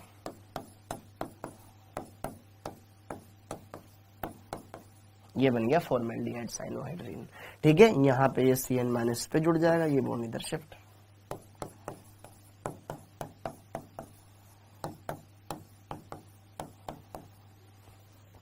ठीक है, ये फॉर्मेल्डिहाइड साइनोहाइड्रीन। अब तो पेज भरो प्रोग्राम चलेगा, सब आसान है क्योंकि पेज भरो। हाँ, कुछ ज्यादा नहीं हो गया, इसीलिए मैंने 8वीं क्लास का कर दिया ना यार। फॉर्मेल्डिहाइड साइनोहाइड्रीन, और ये हो जाएगा एसिटाल्डिहाइड साइनोहाइड्रीन। थोड़ा सा इसमें रंग भरते हैं। ठीक है, ओके, हाँ जी, बन जाएगा ये। अच्छा, एसिटाल्डिहाइड नहीं, acetone cyanohydrin. Okay, acetone cyanohydrin. ठीक है, बन जाएगा। अब थोड़ा सा इसमें टफनेस लाते हैं। क्लियर है?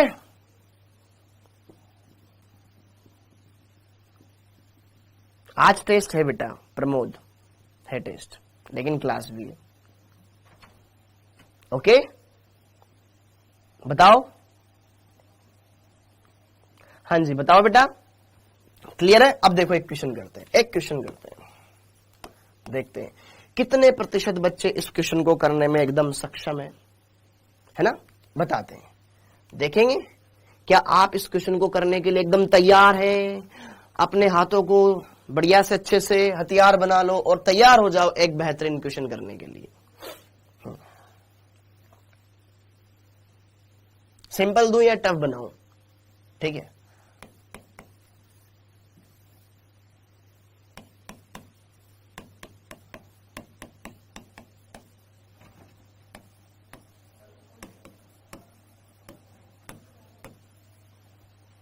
क्लियर है मामला? ओके,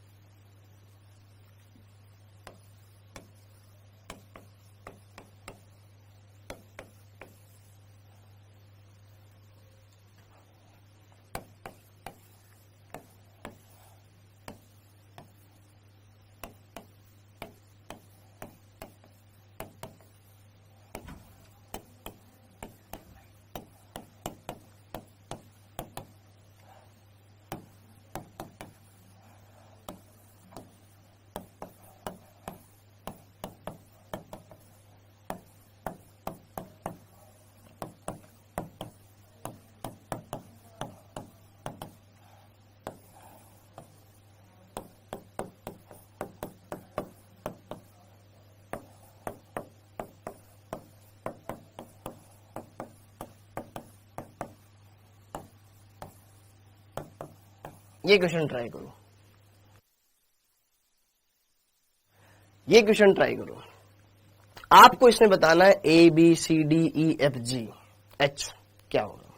देखो नर्सरी के तो तुम A B C D E F G ये चल रहा है तुम्हारे,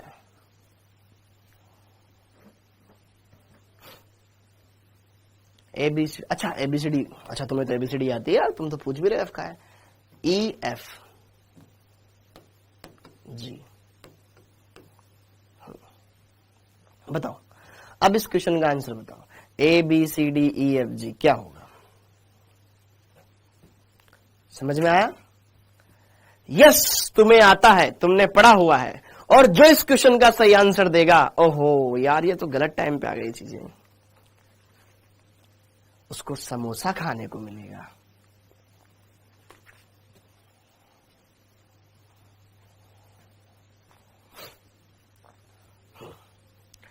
बताओ कर सकते हो? अरे भाई मुझे तो आपकी शादी के लड्डू खाने हैं। एक बोल रहा है सर आप शादी मत करना, चाहते क्या हो तुम? ठीक है बताओ इसका आंसर बताओ।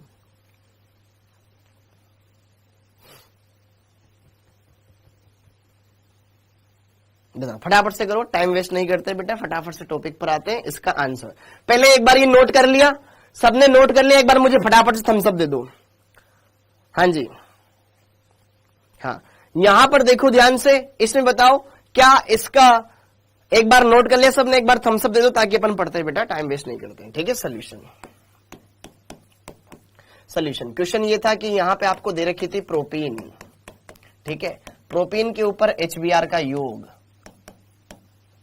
कोई पेरोक्साइड नहीं है, नॉर्मल योग करना है, कोई पेरोक्साइड नहीं है, नॉर्मल योग करना है, तो क्या होगा HBr का योग होगा तो क्या बनेगा, फटाफट से उत्तर बताओ, फटाफट से आंसर बताओ, टाइम वेस्ट मत करो। ठीक है क्या होगा यहां पर, प्रोपीन की अभिक्रिया, सबसे पहले तो प्रोपीन है, प्रोपीन की अभिक्रिया HBr के साथ करवाई, क्या बनेगा, हो गया अंकिता, वेरी गुड। यहां पर HBr का योग होगा मार्कोनिकॉफ नियम, 2 ब्रोमोप्रोपेन बन जाएगा, very good. H plus Br minus alkene इधर जाएगा, यहां पे आएगा H, Br जुड़ जाएगा यहां, तो ये बन जाएगा दोस्तों आपका 2 ब्रोमोप्रोपेन। ठीक है तो थोड़ी बातें कम, काम पे फोकस करते हैं, 2 ब्रोमोप्रोपेन। ओके फिर इसकी अभिक्रिया करा दी मैंने एक्वस NaOH के साथ, एक्वस लेंगे तो प्रतिस्थापन होगा, तो यहां से NaBr अलग हो जाएगा, OH यहां जाके जुड़ जाएगा, OH माइनस यहां जुड़ जाएगा, यहां से ये Br माइनस निकल जाएगा। ठीक है यहां पे बन जाएगा आपके पास प्रोपेनोल, 2 प्रोपेनोल ये बन जाएगा। फिर इस 2 प्रोपेनोल का क्या करा दिया हमने, ये क्या है, एक 2 डिग्री एल्कोहल, क्या है दोस्तों, एक 2 डिग्री एल्कोहल, हाँ के ना, हाँ। अब इसके अभिक्रिया CrO3 के साथ करा दी, क्रोमिक ऑक्साइड एसिडिक मीडियम में ऑक्सीकारक का कार्य करता है, ये है आपके पास CrO3 इन एसिडिक मीडियम, तो यहां पर हो जाएगा ऑक्सीकरण। 2 डिग्री एल्कोहल के ऑक्सीकरण से क्या मिलता है, 2 डिग्री एल्कोहल के ऑक्सीकरण से क्या मिलता है, अरे KOH था तो कोई फर्क नहीं पड़ता यार, KOH था क्या यहाँ पे, KOH था तो यहाँ पे KOH लिख दे, खुश मेरे भाई, तो खुश रहे, KOH, तो यहाँ पर KBr बाहर निकल जाएगा। ठीक है ओके, तो यहां पे क्या बन जाएगा, 2 डिग्री एल्कोहल के ऑक्सीकरण से क्या मिलता है, कीटोन मिलता है, तो कीटोन बना दो, यहां पर एसीटोन बन गया, ये बन गया एसीटोन, क्या बन गया, एसीटोन। अब इस एसीटोन की अभिक्रिया किसके साथ कराई गई, HCN के साथ, किसके साथ, HCN के साथ। क्या ये कार्बोनिल यौगिक है मित्रों, क्या ये कार्बोनिल यौगिक है, हाँ सर ये कार्बोनिल यौगिक है, और कार्बोनिल यौगिकों पर जब HCN की अभिक्रिया कराते हैं तो साइनोहाइड्रीन बनता है दोस्तों, यहां पर H प्लस CN माइनस, तो ये CN माइनस कार्बन पे जुड़ जाएगा, ये बॉन्ड ऊपर शिफ्ट हो जाएगा, वहां जाके H लग जाएगा, तो ये बन जाएगा CH3 CH3 और एक OH हो गया, और यहाँ पे साइनाइड लग गया, हाँ या ना, ये बन गया दोस्तों आपका साइनोहाइड्रीन, ये बन गया साइनोहाइड्रीन, ये बन गया साइनोहाइड्रीन। क्या मेरी बात क्लियर है क्या मित्रों? ठीक है, तो A B C D आपका क्लियर है। यहां तक तो आपने सबने सही करा, क्या यहां तक सबने सही किया, क्या यहां तक सही किया सबने, एकदम क्लियर काम, एकदम झकाझक तरीके से सही कर दिया सबने, कोई दिक्कत नहीं होनी चाहिए। ओके, अब आगे बढ़ते हैं।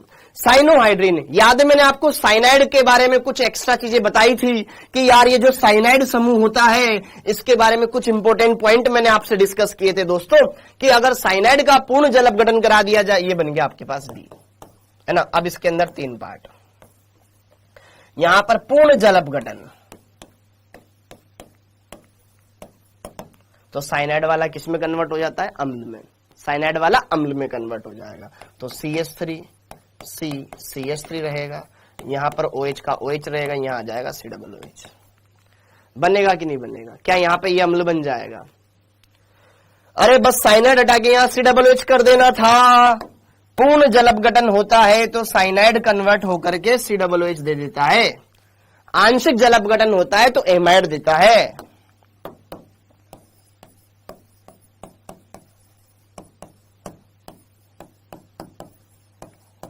एमाइड दे देगा, एमाइड मतलब CONH2, CONH2 ये बन जाएगा।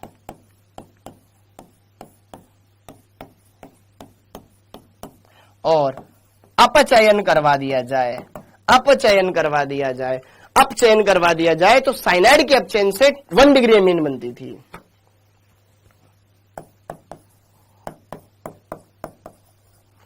क्योंकि दोस्तों ये अपचायक है, ये और ये अपचायक है।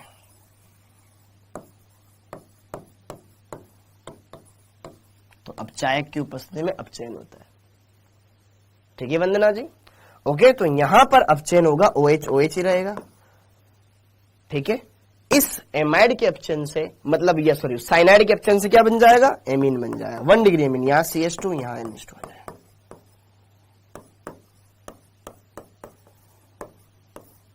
इस समूह में ये 1 डिग्री एमीन आ जाएगी। क्या सबके सही है? अगर सबके सही है तो यकीन मानिए आप सही ट्रैक पे चल रहे हैं, अगर गलत है तो आप पढ़ नहीं रहे हैं, रिवीजन साथ के साथ करवाए रहो। बोलो, सब खत्म हो जाएगा, कुछ टाइम नहीं लगेगा आपको ये करने में, ऐसा लमना है यार, ये लो क्या है इसमें, सब ठीक है बेटा, एकदम बढ़िया से अच्छे से बन जाएगा। तो ये D हो गया, ये E हो गया आपका, ये F हो गया आपका, और ये हो गया G। सीख लिया ABCD? ओके, बहुत बढ़िया, इसी के साथ आप नर्सरी में पास हुए, ठीक। Okay, clear. तो ये था साइनोहाइड्रिन का योग। अब अगला, अब HCN के बाद आएगा NaHSO3 का योग। ओके, अब दूसरी अभिक्रिया, दूसरा NaHSO3 sodium bisulphide, sodium bisulphide का योग, सोडियम बाइसल्फाइड का योग। अब मिलेगा समोसा? नहीं, वो तो मेरे को ही नहीं मिल रहा, कभी पहले मैं पढ़ाऊंगा। हाँ, सोडियम बाइसल्फाइड का योग, गलत टाइम पे लिया, इसको लेट लाना चाहिए था अभी समोसा, अभी लाके क्या करेगा, ठंडा होगा। हाँ, NaHSO3 का योग, सोडियम बाइसल्फाइड का योग, सोडियम बाइसल्फाइड का योग, सोडियम बाई, तुम्हारे सबकी तरफ से मैं खा लूंगा, बस मैंने खाया तुमने खाया, ठीक है। ओके, ये बलिदान मैं दूंगा, तुम्हारी तरफ से मैं खाऊंगा, खुश। अब आगे NaHSO3 सोडियम बाइसल्फाइड का योग, यहां पर क्या बनता है, बाइसल्फाइड उत्पाद बनता है दोस्तों। देखो NaHCO3 ये कार्बोनिल यौगिक, कार्बोनिल यौगिक है, ये सोडियम बाइसल्फाइड। अब देखो इसकी शक्ल क्या है, ये Na, सोडियम पर धनावेश होता है। अब ऋणावेश किस पर होगा, ये सोडियम किससे जुड़ रहा होगा, ऑक्सीजन से, O-SO2H, ऐसे लिखते हैं इसका। ये SO3 है, SO3 में से एक ऑक्सीजन इसके साथ जुड़ा रहता है तो SO2H ऐसे होता है। हाँ जी, ओके। तो यहां पे जब हम अभिक्रिया करेंगे बेटा, जब कार्बोनिल यौगिक की अभिक्रिया सोडियम बाइसल्फाइड के साथ कराते हैं, सोडियम बाइसल्फाइड के साथ कराते हैं, तो क्या होगा, बेटा कि यार ये जो नेगेटिव चार्ज है इसको तो कार्बन पे जोड़ना है, धनावेश को ऑक्सीजन पे जोड़ना है। अपोजिट चार्ज को आपस में अटैच कर दो, अपोजिट चार्ज को आपस में अरे पढ़ लो यार, पढ़ लो भाई प्लीज पढ़ लो, अभी समोसा छोड़ो, पढ़ाई पे ध्यान दो। हाँ जी, यहां पे देखो ये जो कार्बोनिल समूह है, कॉन्सेप्ट को समझो फिर चले जाओगे। क्या बलिदानी टीचर है भाइयों, कहीं नहीं देखा। ओके, अब देखो ध्यान से, इधर देखो, यहां पर ये जो Na+ इस ऑक्सीजन पे जुड़ जाएगा, नेगेटिव चार्ज यहां जुड़ जाएगा, फिर उड़ जाएगा तो फिर परेशान हो जाओगे, ठीक है, इसलिए पढ़ लो अभी। यहां O- Na+ हो गया, यहां पर आ जाएगा OSO2H, जिसकी संरचना में तुम्हें बनाना चाहूंगा OSO2, ठीक है, H, ये ऐसा है, ये Na+, ये है। देखो एक बार थोड़ा सा फोकस करो, अच्छे से सारी चीजें क्लियर हो जाएगी बेटा। देखो देखो देखो देखो देखो देखो, यहां पर कार्बोनिल यौगिक है, इस कार्बोनिल यौगिक की अभिक्रिया जैसे ही सोडियम बाइसल्फाइड के साथ कराई, सोडियम बाइसल्फाइड की संरचना ऐसी है,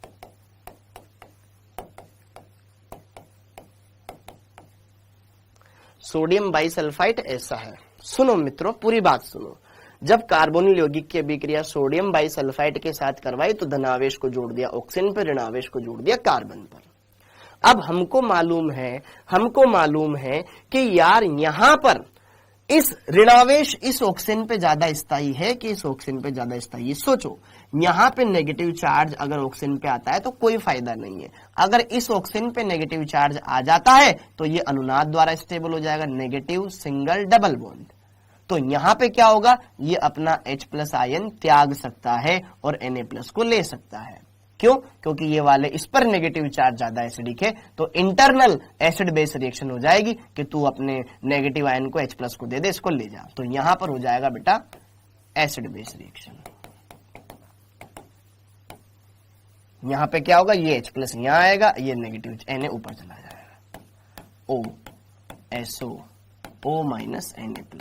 ये हो जाएगा, और यहां पर आ जाएगा OH, ये बन जाएगा आपका उत्प्रोडक्ट। समझिए, SO3Na।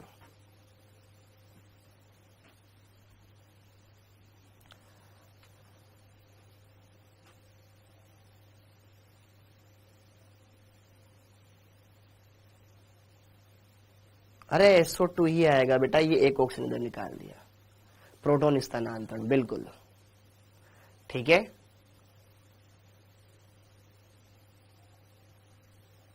अरे क्लियर हो गया, समझो यार। तो करना क्या है बेटा, करना क्या है, H को तो ऑक्सीजन पे चिपकाना है और बाकी बचा, H को ऑक्सीजन पे चिपकाना है, H को ऑक्सीजन पे चिपकाना है, H को ऑक्सीजन पे चिपका दिया, बाकी SO2Na अलग कर देना। तो यहां पर आपके पास फाइनल वो उत्पाद बन जाएगा, ठीक है। हमने क्या किया, कार्बोनिल यौगिक पर सोडियम बाइसल्फाइड की अभिक्रिया कराई, तो इसमें ऋणावेश को कार्बन पे जोड़ दिया, धनावेश को इस पे जोड़ दिया, आना यही था OSO2H, और यहां पर O- Na+, लेकिन यहां पे क्या होगा, इंटरनल एसिड बेस रिएक्शन हो जाएगी, ये अम्लीय है, तो यहां से क्या कर देगा, H+ त्याग देगा, वो H इधर आ जाएगा, ये H+ उधर चला, Na+ उधर चला जाएगा, तो यहां पर इंटरनल एसिड बेस रिएक्शन होगी, उससे क्या होगा, ये H+ आयन निकल करके यहां आ जाएगा, प्रोटोन स्थानांतरण भी इसको बोलते हैं, प्रोटोन स्थानांतरण, प्रोटोन स्थानांतरण इसको कहते हैं। ओके, तो जैसे कि देखो यहां पर उदाहरण, हाँ, अगर मैंने फॉर्मेल्डिहाइड लिया होता, ओके, और उसकी अभिक्रिया करवाई होती NaHSO3 के साथ, तो क्या करना है, मेरे को H ऑक्सीजन पे लगाना है, बचा हुआ कार्बन पे चिपकाना है। ये फॉर्मेल्डिहाइड है, ये फॉर्मेल्डिहाइड है दोस्तों, ये है फॉर्मेल्डिहाइड। फॉर्मेल्डिहाइड की अभिक्रिया जैसे ही सोडियम बाइसल्फाइड के साथ करवाते हैं तो यहां पे हो जाएगा H, और ये बचा हुआ OSO2Na इस पे लग जाएगा, यहां हो जाएगा OH, यहां पे OSO2Na लग जाएगा, ये बन जाएगा आपके पास बाइसल्फाइड उत्पाद। किससे बना, फॉर्मेल्डिहाइड से, तो फॉर्मेल्डिहाइड बाइसल्फाइड,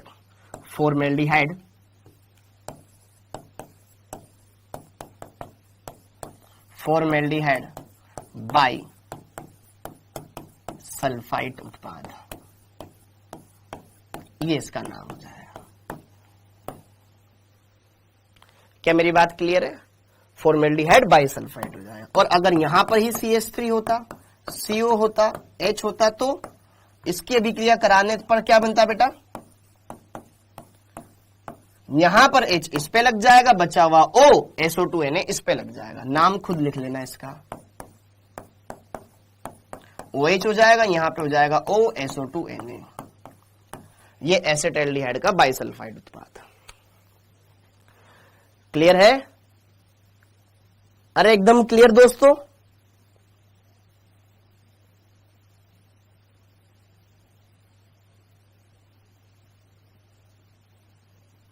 बना सकते हैं बेटा कि कार्बोनिल यौगिक की अभिक्रिया जब इसके साथ कराएंगे तो यहां पे बाइसल्फाइड उत्पाद बनता है, जो इस तरीके से। फॉर्मेल्डिहाइड लोगे तो फॉर्मेल्डिहाइड का बाइसल्फाइड उत्पाद बन जाएगा, ये लोगे तो इसका बाइसल्फाइड उत्पाद बन जाएगा। ये वाली अभिक्रिया भी खत्म। अब देखेंगे तीसरी अभिक्रिया। अब देखेंगे इसके अंदर तीसरी अभिक्रिया। नोट कर लिया सब, एक एक पेज की अभिक्रिया बहुत आसान है, ठीक है, तो कोई ज्यादा यहां पे दिक्कत मत लो। अगला थर्ड अभिक्रिया, थर्ड अभिक्रिया बस नोट करने में स्पीड रखे, खुद भी कर सकते हैं आप, ऐसा कुछ नहीं है। थर्ड, GR के साथ क्रिया, GR के साथ क्रिया, GR के साथ क्रिया, एल्कोहल का निर्माण।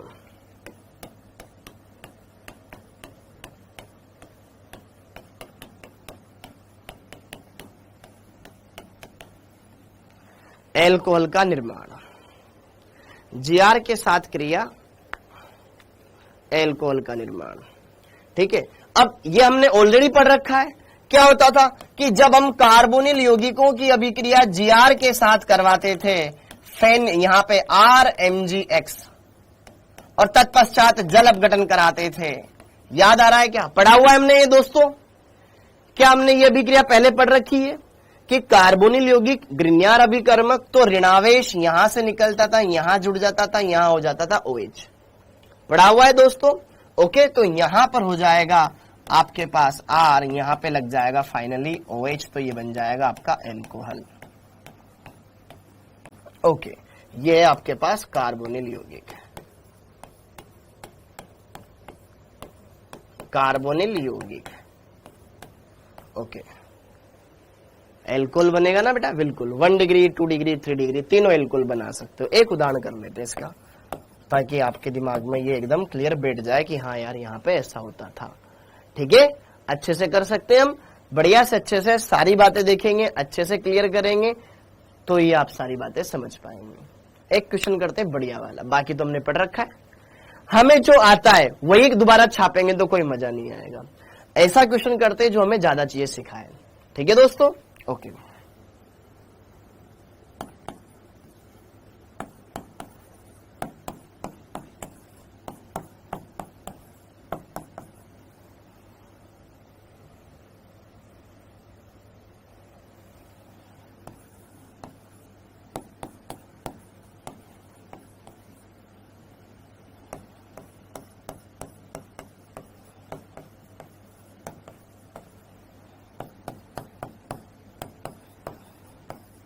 क्या उत्पाद बनेगा?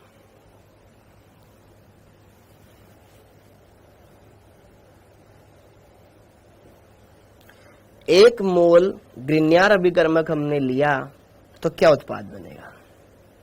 नाम बताना उसका फटाफट से कमेंट बॉक्स में बताओ।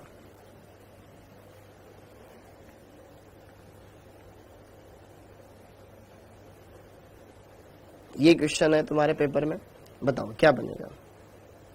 सर ऐसे कंपाउंड तुम्हारे सामने पढ़ाए नहीं।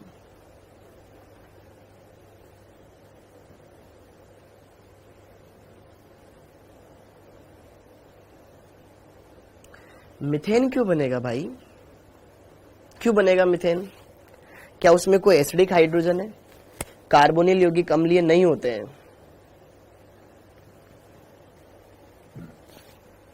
दिमाग लगाओ ना, इसमें 2 कार्बोनिल समूह है। किस कार्बोनिल समूह पे ग्रिग्नार अभिकर्मक का अटैक होगा?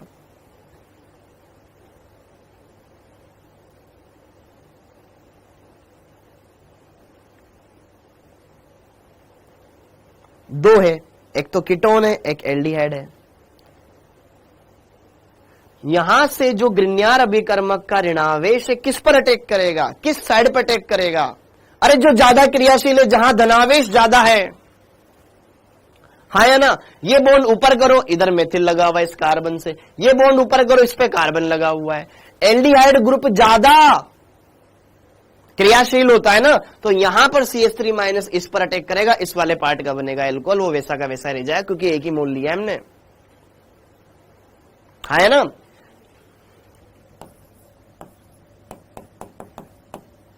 एल्डिहाइड अधिक क्रियाशील,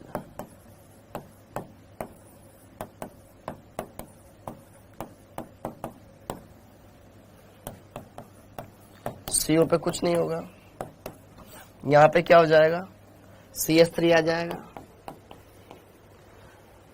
पढ़ा लूं बाद में, ठीक है। और यहां पे हो जाएगा तुम्हारा OH, ये बन जाएगा। अरे डाई ईथर क्यों बनेगा दुर्वेश, नशे में है क्या? ब्यूटेनोइक अम्ल क्यों बनेगा? इससे एल्डिहाइड वाला किस में कन्वर्ट हो जाएगा, एल्कोहल में कन्वर्ट हो जाएगा ना भाई। यहां से CH3 आएगा, इस कार्बन पे जुड़ेगा और यहां पे OH करना है, ठीक है क्या। मैंने क्या कर दिया, इस कार्बन पे CH3 लगा दिया और OH लगा दिया, यही बनेगा। अब नाम क्या है इसका, एल्डिहाइड मुख्य क्रिया, ये एल्कोहल है, ये कार्बोनिल ग्रुप है, 1 2 3 4, ये तो OH है, तो 3 hydroxy 2 butanol, 3 hydroxy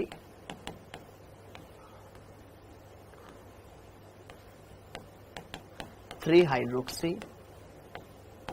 2 butanol, non 3 hydroxy 2 butanol बन जाएगा बेटा। देखो क्वेश्चन वही है जो हमने पढ़ा हुआ है, लेकिन ना फिर भी हमारे होश उड़ गए। तीसरी बार पढ़ रहे हैं सभी क्रिया को, फिर भी हमारे होश उड़ गए, ठीक है। तो क्वेश्चन कैसे भी आ सकता है, जैसे भी मैंने बनाया, पेपर वाला ही बना सकता है, ठीक है। आइए, हाँ, 4th, एल्कोहल के साथ क्रिया।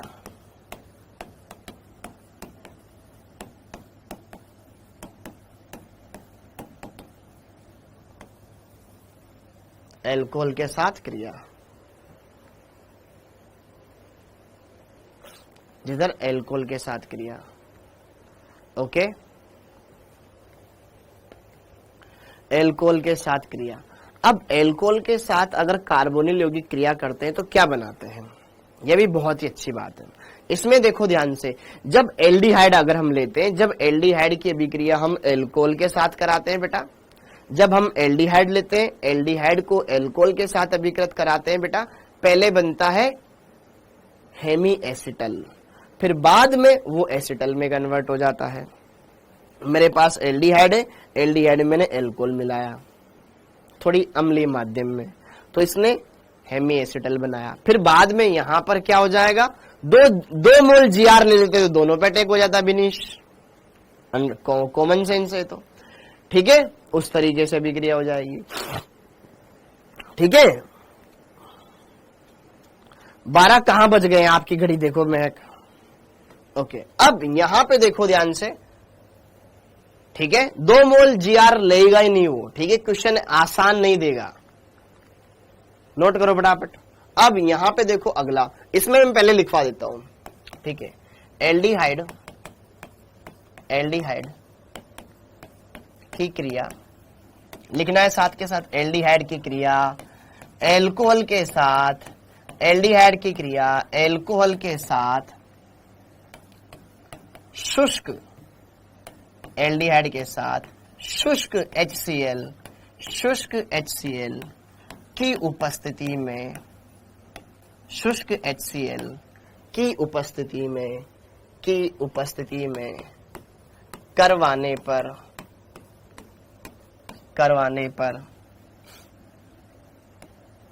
एल्कोक्सी एल्कोहल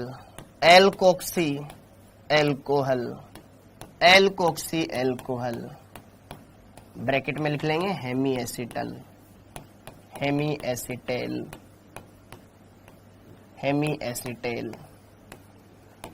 प्राप्त होते हैं जो पुनः एल्कोहल से क्रिया कर एल्कोहल से क्रिया कर एसिटल देते हैं, एसिटेल बनाते हैं। एकदम सिंपल सी है बेटा। ओके, हम एल्डिहाइड लेंगे, पहले एल्कोहल के साथ अभिक्रिया कराएंगे, हेमी एसिटल बनेगा, फिर दोबारा कराएंगे, आपके क्या बन जाएगा, एसिटल बन जाएगा। देखो एल्डिहाइड लिया, मतलब एक तरफ R लगा दिया, एक तरफ H लगा दिया, ये बन गया एल्डिहाइड। जब एल्डिहाइड की अभिक्रिया शुष्क HCl की उपस्थिति में एल्कोहल से करवाई, ठीक है, शुष्क HCl की प्रेजेंस में। ओके, तो अब जरा देखो ध्यान से, एल्कोहल अम्लीय होता है, तो यहां पर H पे प्लस, O पर नेगेटिव, तो H प्लस कहां जुड़ जाएगा, यहां जुड़ जाएगा, और बचा हुआ OR कहां जुड़ जाएगा, यहां। अलग अलग दिखाने के लिए इस पे डैश लगा दिया, तो होगा क्या, OR माइनस इस पे जुड़ जाएगा, यहां जुड़ जाएगा H, तो ये RCH, ये अलग, यहां हो जाएगा OR डैश, और यहां हो जाएगा OH। क्या मेरी बात क्लियर है, ये बन जाएगा OH। तो ये एल्कोहलिक ग्रुप और ये ईथर वाला ग्रुप, तो एल्कोक्सी एल्कोहल बना कि नहीं बना, ये है तुम्हारा एल्कोक्सी एल्कोहल, यह है तुम्हारा एल्कोक्सी एल्कोहल, यह है तुम्हारा एल्कोक्सी एल्कोहल, जिसको बोलते हैं हेमी एसीटेल बन गया, जो कि पुनः एल्कोहल के साथ क्रिया करेगा, अब जरा देखो दोस्तों ध्यान से, एक बार OR डैश आया, वापस से OR डैश आ जाएगा, कब, जब यहां से H और यहां से OH अलग हो जाए, तो अब दूसरा OR डैश भी यहां पे आके जुड़ जाता है, RCH, OR डैश, एक तो ये और एक OR डैश और आ गया, इसको बोलते हैं यहां पर एसिटेल, ये है आपका एसिटेल।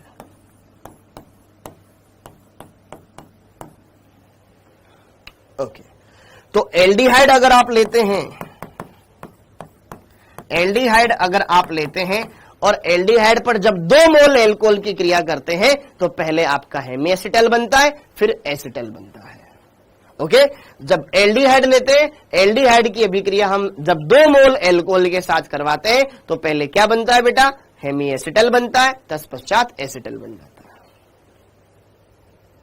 ठीक है, H हटा के OR डैश, OR जोड़ना है, ये बन जाएगा आपके। एकदम बेसिक सी अभिक्रिया है, ये पूछी भी नहीं जाती पेपर में, लेकिन आपके एनसीईआरटी में दे रखी है, इसलिए लिखवाना है। ओके, यहां पर नेगेटिव चार्ज एक बार अटैक करा दो, फिर दूसरी बार भी नेगेटिव चार्ज अटैक करा दो, आराम से अभिक्रिया हो जाएगी। क्लियर है दोस्तों? ओके, तो पहले हेमी एसिटल बन जाता है, फिर एसिटल बन जाता है। सेम ऐसी अभिक्रिया अगर कीटोन ले लेंगे तो यहां पे R आ जाएगा, इसको बोलते हैं हेमी कीटेल, फिर ये बन जाता है कीटेल। एकदम सेम है, एकदम सेम, बस यहां पे R लगाना है मुझे, सेम अभिक्रिया रिपीट हो जाएगी। Okay, clear? ये नोट कर लिया हो तो आगे बढ़ जाए, ये नोट कर लिया हो तो आगे बढ़ जाए। ओके, अब आगे, हाँ जी, कीटोन की अभिक्रिया 2 मोल एल्कोहल, 2 मोल लग रहे हैं ना उसमें भी, 2 मोल एल्कोहल से कराने पर क्रमशः हेमी कीटेल एवं कीटेल प्राप्त होता है, एवं कीटेल, इन यौगिकों के नाम है, कीटेल प्राप्त होते हैं।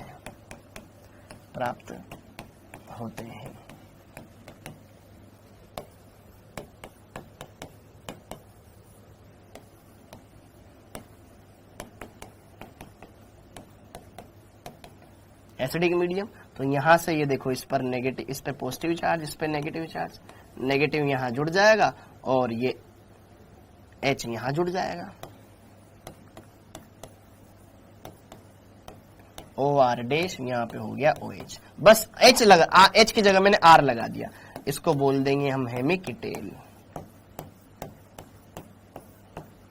फिर वापस से अभिक्रिया करा दो,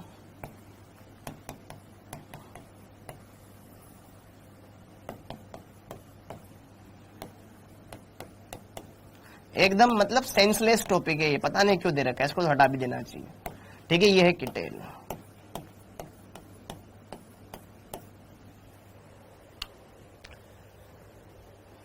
ओके, वेरी गुड बेटा, वेरी गुड। ओके, अब कीटोन के अंदर एक स्पेशल पॉइंट है जो मैं आपको बताना चाहता हूं। अब अगर हम 2 बार एल्कोहल ले रहे हैं फिर कीटेल बना रहे हैं, ऐसा करो ना सर, आप एक ऐसा कंपाउंड ले लो जिसमें 2 OH हो, एक ही बार में झंझट खत्म। क्योंकि यहाँ पे OH से यहां भी H निकल रहा है, वहां भी H निकल रहा है, तो आप ऐसा कंपाउंड ले लो ना यार जिसमें 2 क्या हो, जिसमें 2 क्या हो, जिसमें 2 क्या हो, OH ग्रुप हो, एक ही बार में काम खत्म हो जाएगा। और इसका एक फायदा है जो मैं आपको बताने वाला हूं। ठीक है, यदि कीटोन की क्रिया, ये कीटोन, हाँ जी, यदि कीटोन की क्रिया ethylene glycol, ethylene glycol,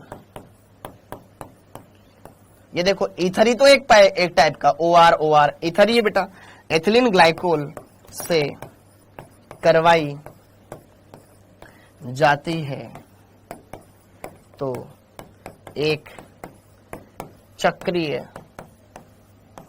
ether, बस ये इसका उपयोग है, ईथर, चक्रीय ईथर प्राप्त होता है।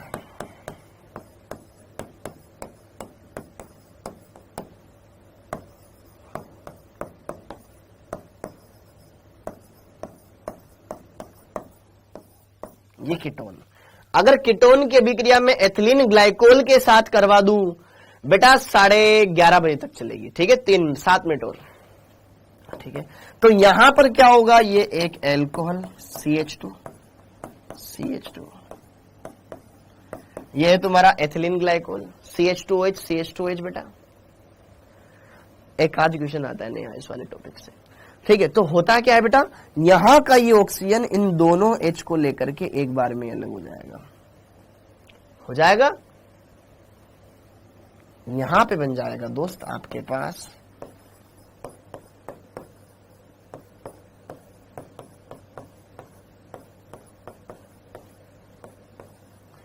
चक्रीय ईथर, ये तुम्हारा चक्रीय ईथर।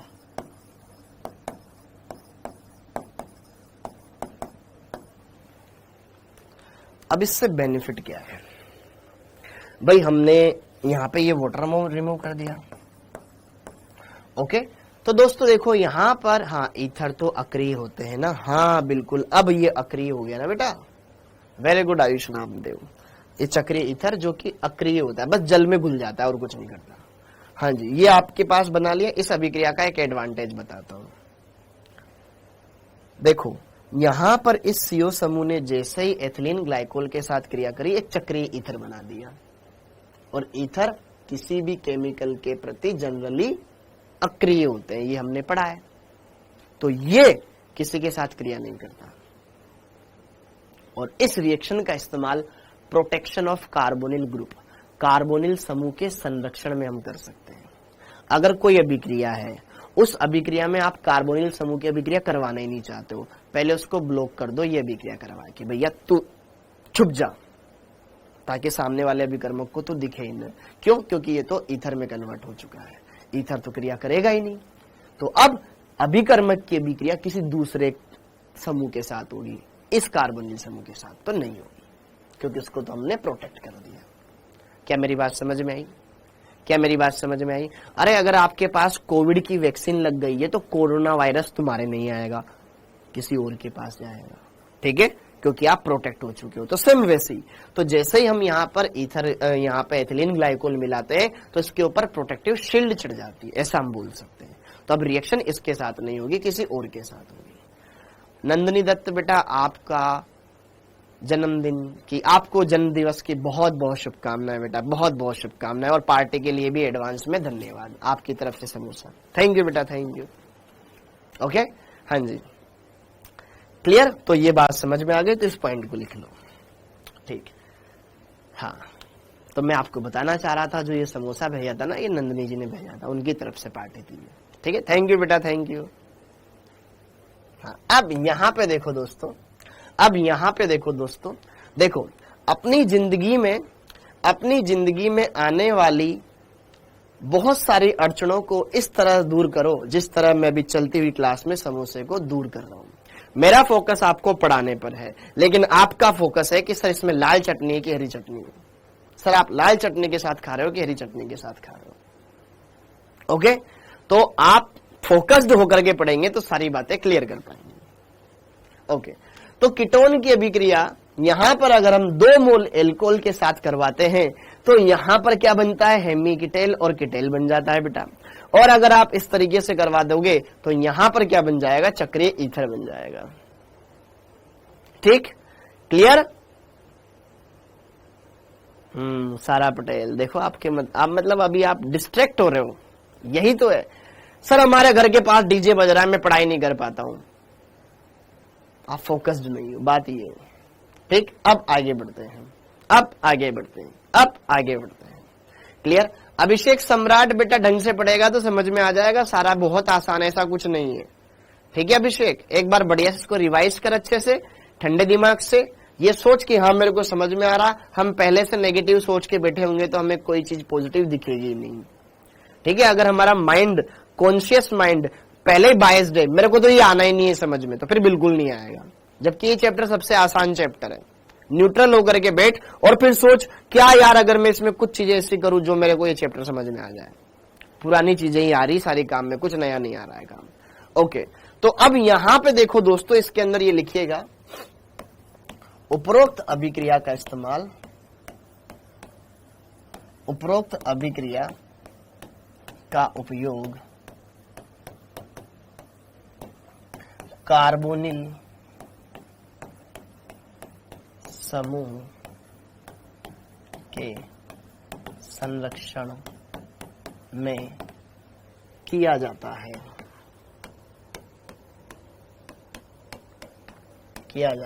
क्योंकि इंपॉर्टेंट है। ठीक है, अभी क्वेश्चन कर रहा हूं, क्योंकि यह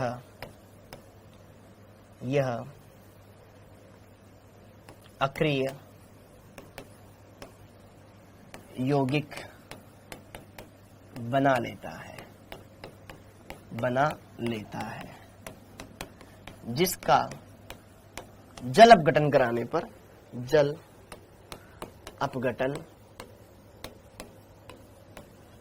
पर यह समूह वापस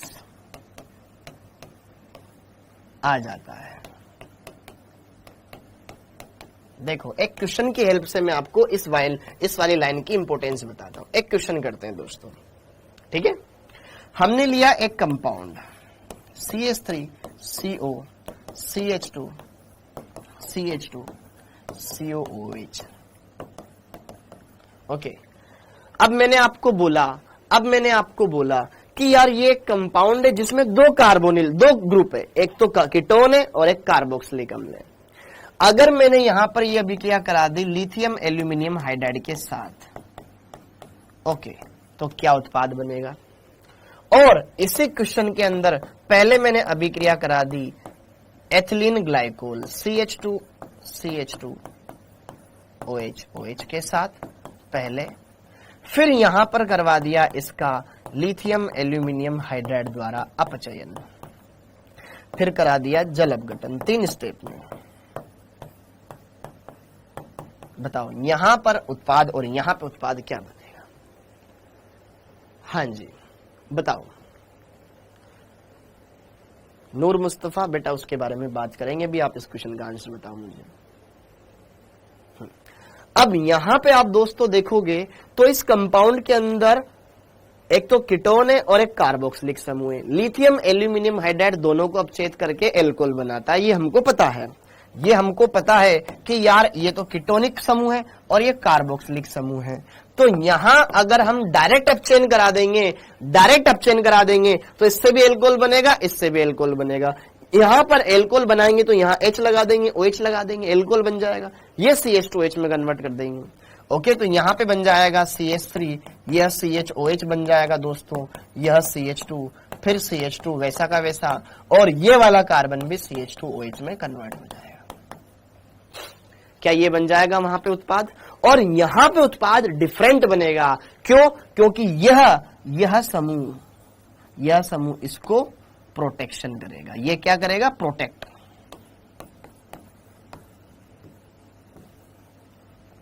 ओके, हाँ जी, ये जो समूह है ये इसके ऊपर शील्ड चढ़ा देगा, प्रोटेक्टिव शील्ड। ये नहीं हो पाएगा, ठीक है। इसकी उपस्थिति में CO समूह, कीटोनिक समूह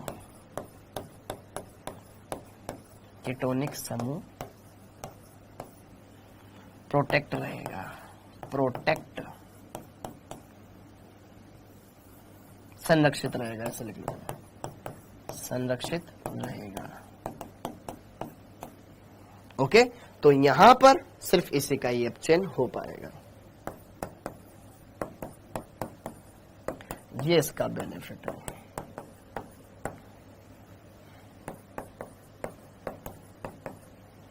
यहां पे ये बन जाएगा।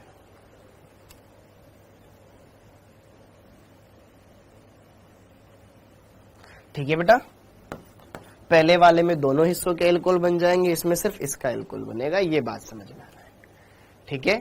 पहले वाले में एल्डिहाइड क्यों बनेगा भाई हिमांशु? एल्डिहाइड कार्बोक्सिलिक अम्ल के अपचयन से क्या बनते हैं? डायरेक्ट एल्कोहल बनते हैं। Alcohol lithium aluminium hydride aldehyde का भी अपचयन कर देता है, ठीक है। ओके, ये वाली बात क्लियर हो गई क्या दोस्तों? ये वाली बात क्लियर हो गई क्या? तो ये पॉइंट हमने यहां पर समझा, ये वाला पॉइंट हमने यहां पर समझा। क्लियर है बेटा? ओके, तो ये यहां पर हमने देख लिया। अब और कुछ पढ़ने की इच्छा है? क्योंकि 12 बजे आपकी फिजिक्स की क्लास है। नाम बता दीजिए, नाम खुद लिखो ना इनके, IUPAC नामकरण कर ले। ये 1 OH, ये 2, ये 3, ये 4, यहाँ पर 1 2 3 4 5, इधर से OH दूसरे नंबर पे, इधर से OH पहले नंबर पे, इधर से अंकन स्टार्ट होगा 1 2 3 4 5। कर लेना नामकरण, ठीक है। ओके, और यहां पर ये जो कार्बोनिल समूह ये मुख्य है बेटा, 1 2 3 4 5, यहां पे हाइड्रोक्सिल लगा देना, वहां पर क्या लगा देना? ओल लगाना, ठीक है बेटा। ओके, तो यहां पर इस तरीके से आपको ये सारी बातें समझ में आ गई अच्छे से। हाँ, आज फिजिक्स की क्लास है ना बेटा? अरे मेरे को बताओ, तुम्हें बोला है ना सर ने फिजिक्स की क्लास के लिए? फिजिक्स की क्लास भी है तुम्हारे आज? हाँ है, फिजिक्स की क्लास है तुम्हारे, ठीक है। ओके, अब हाँ, अब बस अब यहीं पे इतना ही रखते हैं, ठीक है।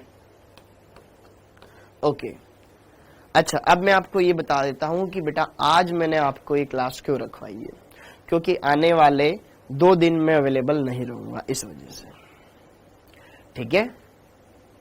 सीधी बात, आने वाले 2 दिन बेटा मैं अवेलेबल नहीं रहूंगा, इस वजह से ये क्लास रखी है, ताकि हम कुछ तो पहले पढ़ सकें। ओके, ठीक है। तो आप उस टाइम पर क्या कर लेना, बढ़िया से अच्छे से चीजों को रिवाइज कर लेना, तुम्हारे बहुत सारों के बैकलॉग जो भी हो रहे हैं उनको कवर कर लेना। हाँ जी गीता जी, ठीक है। ओके बेटा, तो आई होप ये सारी बातें क्लियर हो जाएगी, सारी बातें एकदम क्लियर है। अच्छे से सारा रिवाइज कर लेना प्लीज, कोई भी इधर उधर का कोई भी डिस्टरबेंस नहीं करना है, बढ़िया से पढ़ना है, सारी बातें क्लियर कर लेना। ओके, ताकि आप अच्छे से सारी बातें क्लियर कर सको। थैंक यू, जय हिंद।